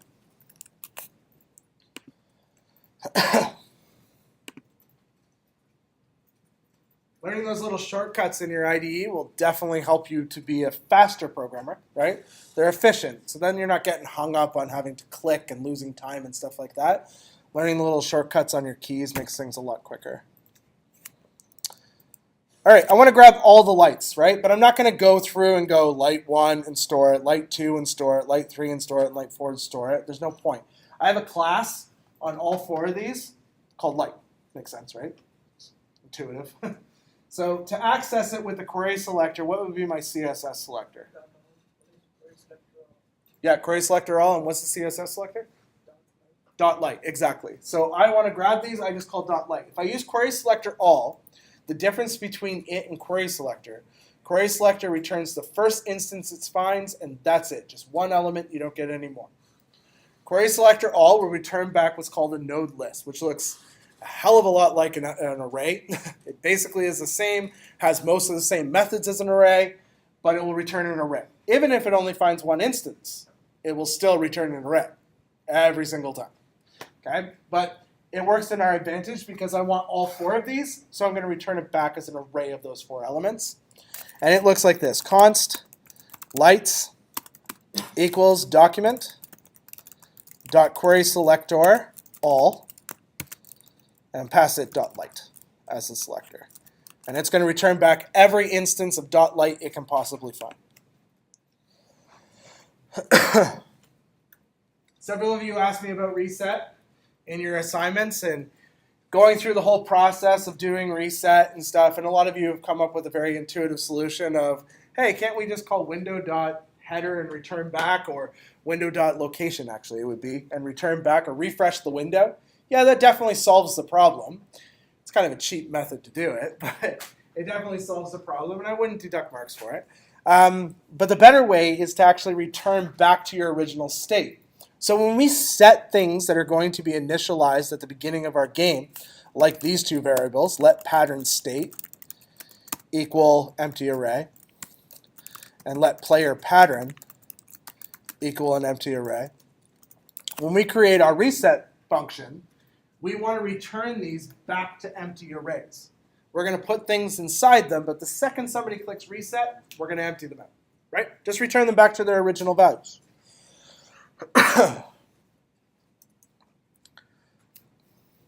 Pattern state is going to store the pattern that the system is generating, right? The computer is generating.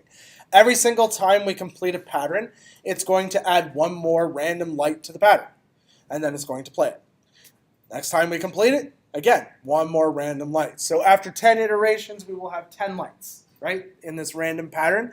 They're all going to get stored in the pattern state. Okay, it's just going to keep adding to it. Player pattern, though, player pattern is only going to store the state of our current pattern.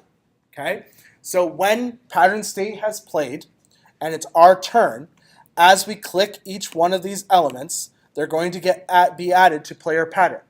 Every single time we click one, it's going to get compared to pattern state, and based on whether or not it matches pattern state, it's going to add one more light and play the pattern.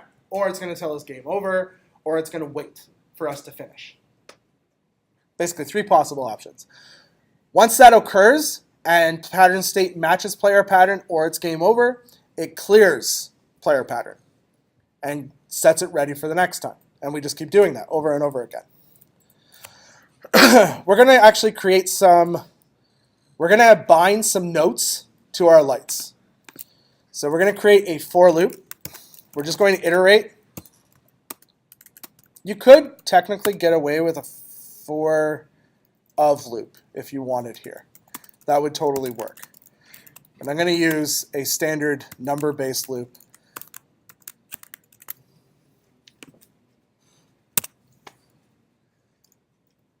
Using a for loop, iterate 4 times. All right, so let light equal lights, and we're going to pass it the index, right? So that index will be 0, and I'm going to grab light 0 from our lights array. Remember the lights array that we grabbed earlier using query selector all? Then I'm going to do light, and I'm going to take advantage of an HTML attribute called data. And data is really awesome because you can actually add different things to data. And the cool thing about data is you can have data-bob, data-name, data-value, data-target, whatever you want. As many as you want, you can fit inside as individual attributes. That's a great way to create communication between your HTML scripts and your actual JavaScript back and forth. Bootstrap. Bootstrap uses that thing heavy, like heavy. Every time you want to create a Dropbox, there's data sets. Every time you want to do any modals, there's data sets. That's what they use to create a connection between the JavaScript and the actual HTML. We're going to use dataset to actually store our note so that we have an ability to grab the note. If we were to type it in the HTML, we would type data-note and then give it a value. But because we're using JavaScript to actually add the dataset attribute for us, we call dataset. So dataset. That accesses the data property, but we actually haven't created anything to store to yet. In order to create something to store to, we have to give it one more piece of information, the name. So like I said, if it was HTML, it'd be data-note. In this, it's dataset.note. Now I want to store the actual note for the light, so I'm going to store notes I. So I'm binding the first note from our list of notes that we created earlier. Remember the array of notes? You probably don't because we've moved down like 60 lines. But we created an array of notes at the top with all the hertz in it. We're going to grab one of those and store it into this light, which happens to be. So the first iteration will be note 0 and light 0 will be bound together. You could do it randomly and like randomly assign the notes. Step 7c. Using event binding, bind the mouse down event to the light and supply a function that will toggle the hover light class. All right. So we're going to use, which event are we going to use? On mouse down. On mouse down. Equals an anonymous function. Light.class list. Class list is actually the classes that are currently on the HTML element. You know how you create a class on the HTML element to add styling? That's essentially what we're grabbing. We're going to call a method on that called toggle, and we're going to give it the argument of hover light. Anybody want to take a guess at what that's going to do? No? Not interested? All right. This toggles the class list. This toggles the class name. Yep. It's there. If it's not there, it gets added. Otherwise, it gets removed. That's exactly it. So it's going to take the class list and it's going to look at it and say, hey, does hover light exist on this? Nope. Cool. I'm going to add it. If it already is there, then it's like, okay, well, I'll take it away. And it removes it. So it just toggles it back and forth, which is pretty cool. Step 7d, using event binding, bind the mouse up event to the light and supply a function that will toggle the hover light class. Well, let's cheat. Let's copy lines 70 to 72. Paste. Change this from on mouse down to, anybody? Nobody? Up? Yep, up. Other than that, it's exactly the same. That is one place I will say that jQuery shines, because if you have something like this where you're just toggling back and forth and it's literally the same logic, the exact same logic in both, you can actually take on mouse down and on mouse up and pass it as a comma separated event list. And it will just bind to the same two things, which is pretty cool. But you can't do that, unfortunately, in this. There are ways around it, though. We could give an array and then run through it and bind it. We could do that. All right, step 7e. Using event binding, bind the click event to the light and supply a function that will execute the tone function. Push the light onto the player pattern and then evaluate the pattern, which is what I told you would happen, right? We click the tone, it grabs the tone, it puts it on the player pattern, and then we click evaluate pattern, which is literally saying, hey, do these two things match? No, cool, let's wait for them to match. Or these things, no, they're completely not a match. In fact, this one does not equal this one. So fail and call game over. All right, cool. Let's. This is after we do this, you'll be able to ding. Well, once we close out the for loop, you'll be able to ding. Light dot on click equals function.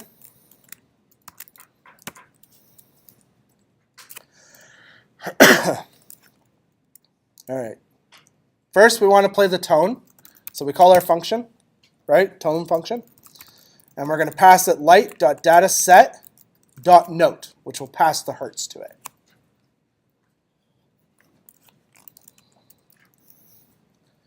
Next, we want to take that and push it on to our player pattern.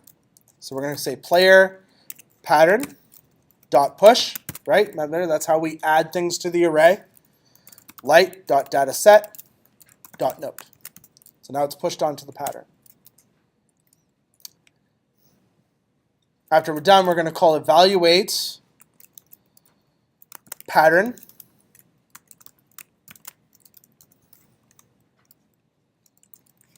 And then we're finally ready to close the whole for loop. Now, this might work, but might cause an error because evaluate pattern is not yet defined.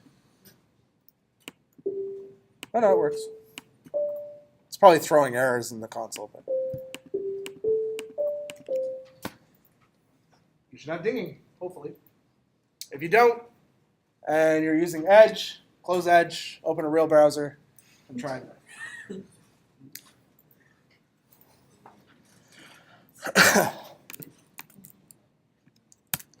All right, step 8. We're going to set the play speed. Now, I'm going to warn you right now. You're going to be like, I'm super good at memory things, right? So I'm going to set the play speed to 200.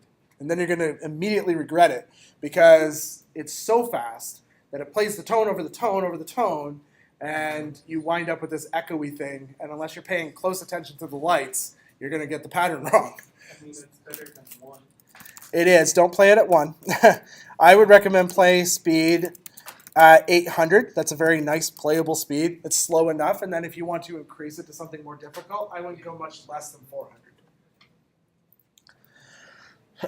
You could take this a step further, and I did originally, but it would have led into a really long tutorial.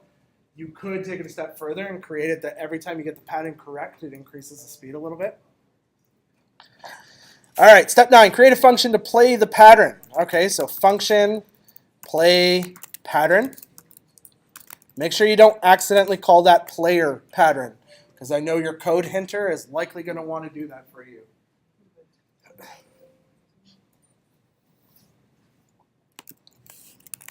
All right, step 9a, clone the pattern.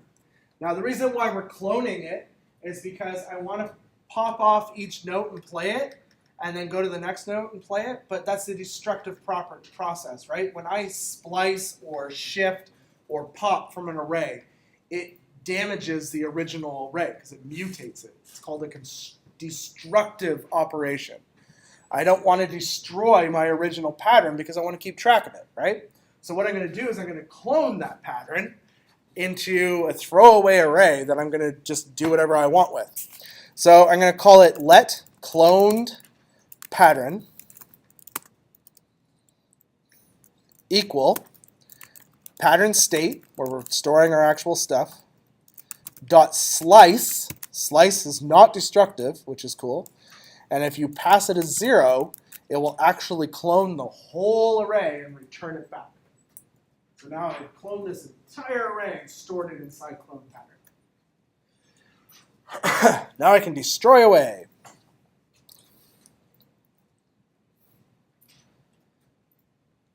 I have a kind of an interesting question. I need to use an iterator, right? But I would have a problem with a for iterator, like a for loop or for each. What would happen if I tried to play the notes one at a time using a for each? Yeah, that would be instant, actually. Almost instant, right? Probably in nanoseconds that you can't even humanly facilitate in your brain, right? But anyways, all the notes would play all at once. That would be hell. You wouldn't be able to figure out the pattern. So we're going to use a different type of iterator that allows this, and we learned this last week. Does anybody know what the iterator is? Yep, set interval. Set interval is a perfect thing for this. So we're going to first store it, though, so that we can clear it afterwards. Set interval. Is there a reason why we are using var instead of let? Yes, actually there is. Var is the scoping part of it. If I use let, for some reason interval ID does not become available to me when I need to clear it. Yeah, so we're going to use var. That's a good question. I meant to explain that. If you find that something is not accessible to you, try var before moving on to a global variable, though you shouldn't be moving to a global variable. But var will usually clear that problem. I might be wrong, though. It might have worked, and I don't know, goofed up. Step 9, shift and store the first element in the cloned pattern. So we're going to say let light, because remember, we're storing the actual lights themselves, the node element. We're storing it into our cloned pattern each time. Or into the actual pattern. So cloned pattern dot shift. Does anybody remember what shift does? Yep, it's the first element of the array. First element of the array, it's going to pop it off, which means now the array will be less one element, right? We want to check to make sure we have a light, just in case. So we'll just do if light. If this is undefined, null, or false, it won't do anything. Or if it's 0. We're going to toggle our light.classList .toggle, and we're going to toggle it on. That's the class that I created in the style sheet that you're welcome to take a look at, that will basically allow the system to turn the light on and off. Step 9F, play the tone. We're going to play the tone. Dataset.note. That's the system playing the tone for us. We could have the system click the tone, like click the button, and it would operate the same way as the user, but there's timing issues there that we don't want to encounter. Step 9G, using the timeout function, toggle the light back off. So we did set timeout before. It's a great thing to use when you need a delay. And we do need a delay because we want the note and the tone, or we want the note and the light to happen around the same time. So we're going to say light.classList.toggle on. We don't want to toggle the light off immediately. We want to wait half a second before we toggle it off. So 500 milliseconds. So that's a half a second wait, and then the light will toggle off. Let's bring these guys up. Now we're ready to close out this if condition. And there we go. That's our condition. If there's a light, we will execute these things. We'll toggle the light on, we'll play the tone, and then after 500 milliseconds, we'll turn the light off. Sounds like a long time, but it really isn't. It's only half a second. Step 9H. If the clone pattern has no more elements, right, then we're going to clear the interval. Meaning if the clone pattern array, if we've played every single note, we're done. We're going to clear the interval, and then we're going to leave our function. So we're going to say if cloned pattern, note with a capital P. Yeah. There we go. Sorry. Pattern. There we go. Dot length. Right? Because that's how we tell how many elements there are in something. Will strictly equal 0. And we're going to clear the interval. And to clear it, we pass it the interval ID that we defined up earlier. We're almost done. A couple more things to do here quickly.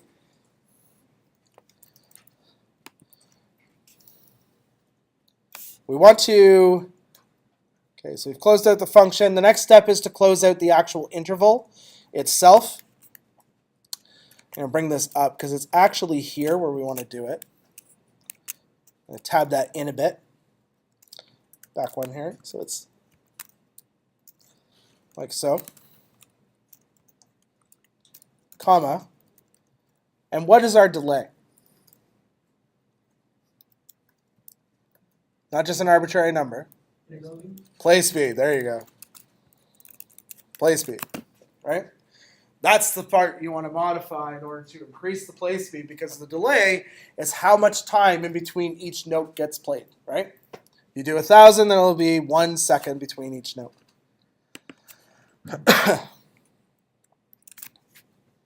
Cool. All right. We are so close. why don't we, I was going to actually go through the reset, but I think instead of going through the reset, we'll do evaluate pattern, and then if we have time left over, we'll do the reset. Okay? Can I move down, or are some people still typing stuff out? Don't be shy. Are you still typing stuff out? Raise your hand if you are. Yeah? Okay. I'll give you a second. I'll lower this so you can see the whole thing. The idea of reset will just basically reset everything back. It'll clear out the player pattern, it'll clear out the player or the pattern state. Yep. For 9G, you have it set to toggle on. Shouldn't it be toggling on? Sorry. What do you say? Toggle. I might be confused. In E, didn't we toggle like on? Are we toggling it off in set time, or is it So- turning on again? This is one of those conventions where I've used a word that is confusing. Because I can call this whatever I want. It's just the class that's currently in the style sheet. So I'll show you the style sheet. So in 1 second. Okay, so here's the style sheet. Here is the class. It's called .on. So in HTML, we can create a class and give it a class name. We can call it whatever we want. We can call it Miranda. It doesn't really matter. We can call it literally whatever we want. Based on the class here, all I'm doing is saying, change that word from on. If there's a class currently on the element that is called on, remove it. And then otherwise, put it back on again. And that's basically what's happening. Yeah, I need to be better at not using words like that seem like keywords. Yeah, it's not a keyword, it's just a word I made up. Well, I didn't. The dictionary made it up, but you get the idea. It's just the one specific object you're getting to toggle. Yeah, like we can literally call it whatever we want, but then we got to go change the style sheet too at the same time. But you can call it whatever you want. It doesn't really matter. So essentially what we do here is this toggle just looks to see if the class has been added. If it has, then it will remove it. If it hasn't, it will put it back on. So we're adding it and then we're removing it. Could you show 2B for a second? What's that? Could you show 2B for a second? 2B? Yeah. Way up here. Right here?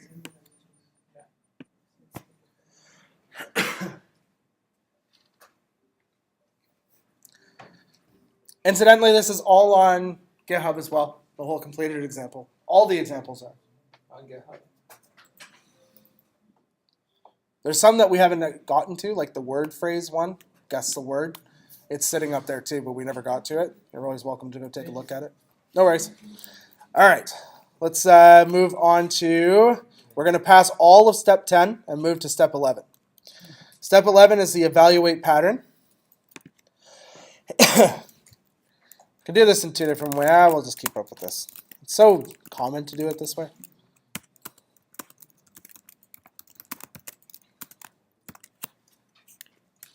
And this is a long one. All right, let's explain what's happening here. Evaluating the pattern. Step 11a, compare the player pattern to the pattern state. Makes sense, right? We want to see if these two things match. Did the player enter all the lights that are currently in the pattern state, right? The problem is was it you guys that we did this with? We took nan and compared it to nan, and it was equal to false, even though those two things should be the same. Well, arrays are the same. If you compare an array with the exact same elements 100% to the other array, exact same elements 100%, you will get false. They do not equal. So because of that, my guess, the reason why I think it does that has something to do with the way memory works and its referencing. So when you actually compare the two arrays, you're actually comparing the memory address. And the two memory addresses they're not the same. They can't be, right? So I think that's the issue. However, the way around that, what we can do is we can take those two arrays, cast them to strings, and then compare them. It's not destructive. It's not going to damage it. We don't really care what it looks like as long as it can do a direct comparison. So that's what we're going to do. We're going to say if player pattern dot to string is equal to pattern state. Now I can't call dot to string on that. In player pattern, we're storing nodes. In pattern state, what are we storing? We're not storing strings. We're storing nodes. like the actual node elements. And because we're storing the objects, if we call the string on it, all we're going to get is object is equal to 440.0 and so on and so forth. That doesn't work. So we're going to use a very handy function called .map. And we're going to grab the note off each one of these. And we can do that. We'll just use a very handy inline ES6 arrow function. Light is our parameter. So as map iterates, it's going to take element and store it in that light argument. Okay. Now we have access to it. We just call light.dataset.note. Essentially what's happening is it's iterating through pattern state, grabbing the light, it's sending it to our function. Our function is accessing that note, and that auto returns back as an array. It builds a whole array with those return values to us. And they're all technically strings. Now all we have to do is call to string.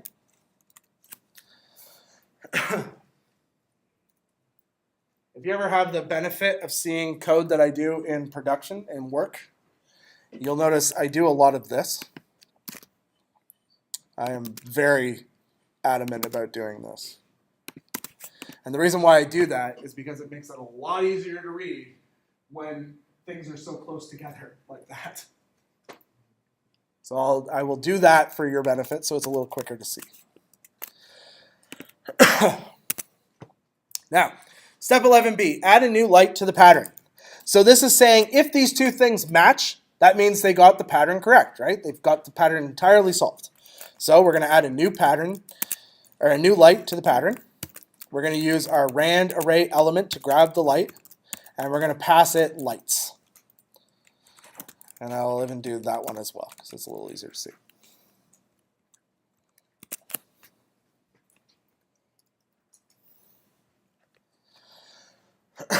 If they got the pattern correct, we need to reset the player pattern, right? So we're going to reset the player pattern. Player pattern equals, okay. I'm going to go all the way to the end. You're welcome to stay. If you have to go, that's totally fine. I get that. One note, though, just so you're aware, there is a lab 2 that's being assigned today, so please make sure you check Blackboard under the labs, or at least watch the end of this video. All right, step 11D, we're going to increase the score. We're going to create a variable called tally. We're going to use that handy parseInt function we used last week. We're going to pass it score.textContent. Then we're going to say score.textContent is equal to dirty backticks, $, curly braces for parsing, a couple of brackets. My God, there's a ton of stuff in that. Plus equals 1.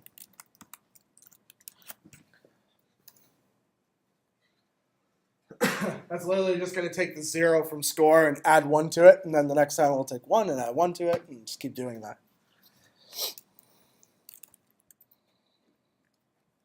Step 11E, we're ready to play the pattern again, because we have a new pattern, right? We added 1 light to it, so we're going to play it.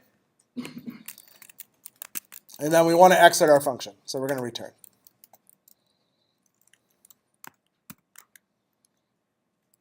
Oops, that's 1 too far.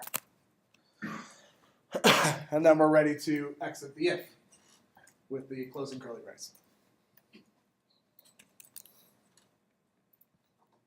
Step 11G, using a for loop, iterate over the player pattern. Okay, so for let I equals 0, I is less than player pattern, dot length, I plus plus. I like it when the IDE sometimes puts in the curly braces for me in the proper locations. It's kind of handy. Just it's not consistent about it. That's just iterating over the player pattern, right? So basically, every time we go through, if those two things don't match, the next step we want to do is just iterate over the player pattern and compare the pattern state to the player pattern. If the notes match up and we're fine and there's no 2 notes that don't match at their 2 index locations, then we know the player still has to play another note. They can play the note, we push it. Again, we do the evaluation, we compare the 2, As long as those indexes all match up properly, we're fine. The second one of the index does not match the other index, the node at those indexes, then we know that they're in a game over. So we're going to say if player pattern I does not equal pattern state I, right? See, we're at the same index locations. Dot dataset dot note, because it's lights and the other one's notes. See, I did the curly braces there and it didn't do the thing. Stupid thing. If that happens, we know what has occurred. If they don't match, what's occurred? I'll give you a hint. It's game over. It's totally game over. They don't match, it's game over. If that's the case, we're going to be nice and efficient programmers and we're just going to break from our loop. There's no reason to continue to iterate our loop if it doesn't match. And then we need to add that closing curly brace. 2 more steps and we're done.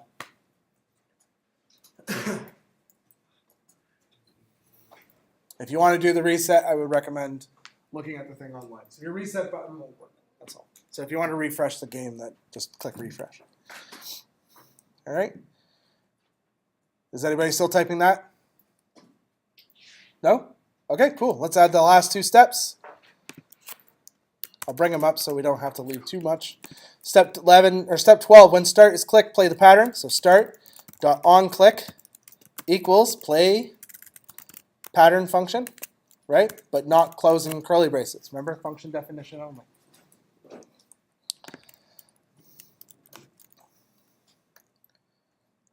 And these might seem out of order. They kind of are, but it doesn't really matter because the boot is going to happen so fast it's not going to make a difference anyways. I doubt you're going to be able to click the start button before this thing gets added.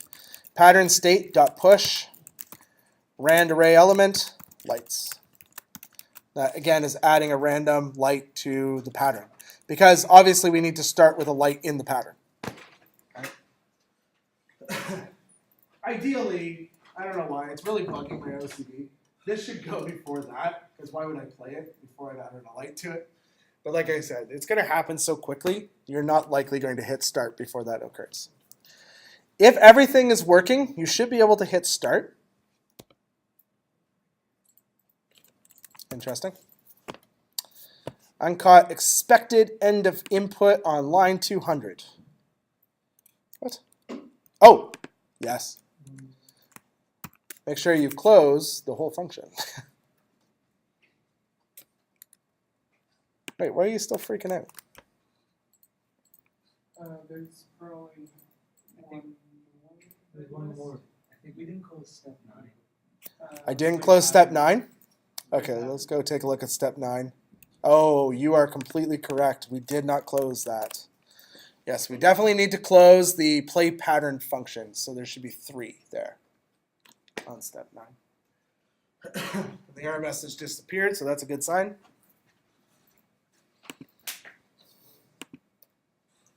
It's the only problem when you get so many nested blocks. You start to lose track of where all the nested blocks are. Click start. Bong. See how far I can go.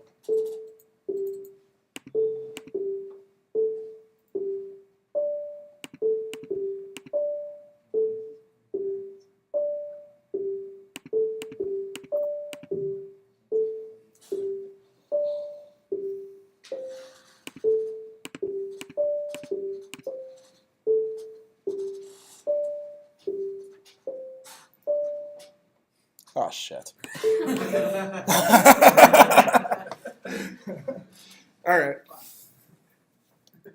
That's it? Oh, wait, the lab. Yeah. Sorry. Let's quickly talk about the lab just before you jet.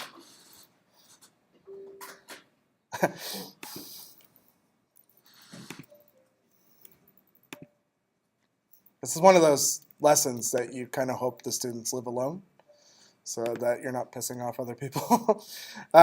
So labs, the way I set them up, I don't know if this is kind of annoying. I don't like creating big PDFs that tell you what to do when all of those instructions are sitting inside the starter file. Just pull the starter file down. As for any of the marking aspects of it, it's in the rubric. Okay? It saves me having to write an extra document for no reason. So if you look at the rubric, it's pretty straightforward. It walks through. It looks almost identical to the last rubric. Make sure you can generate a new color. Make sure you can use the inputs to generate a color. Update the preview, and then each step is being completed. All right, so I'll show you what the end result looks like. This is the lab. It's actually pretty simple. There's only about 70 lines of code altogether, not including comments. I'd say there's about maybe 35 steps, 40 steps. It's not really that bad. Basically, the idea is you can adjust these to change the color. You can type the number in. So I'm going to type in 95. There we go. So now it's orangey. This one I'll do at 35. There we go. It's like a darker orange. Then you can click the color. It gives you a nice inspiring message. And then you can add it. It's going to look great. Do the next one. Click it. Add it. Let's add some more blue to that one. Click it. Add it. I bet you those colors do not go together. But yeah. And that's basically it. It's not hard. Now, with labs, I haven't said this before, but you are open to, if you want to do this, but you don't want to do my code, you want to do your own code and take it a step further. As long as you meet the requirements, I don't care, I'll mark it.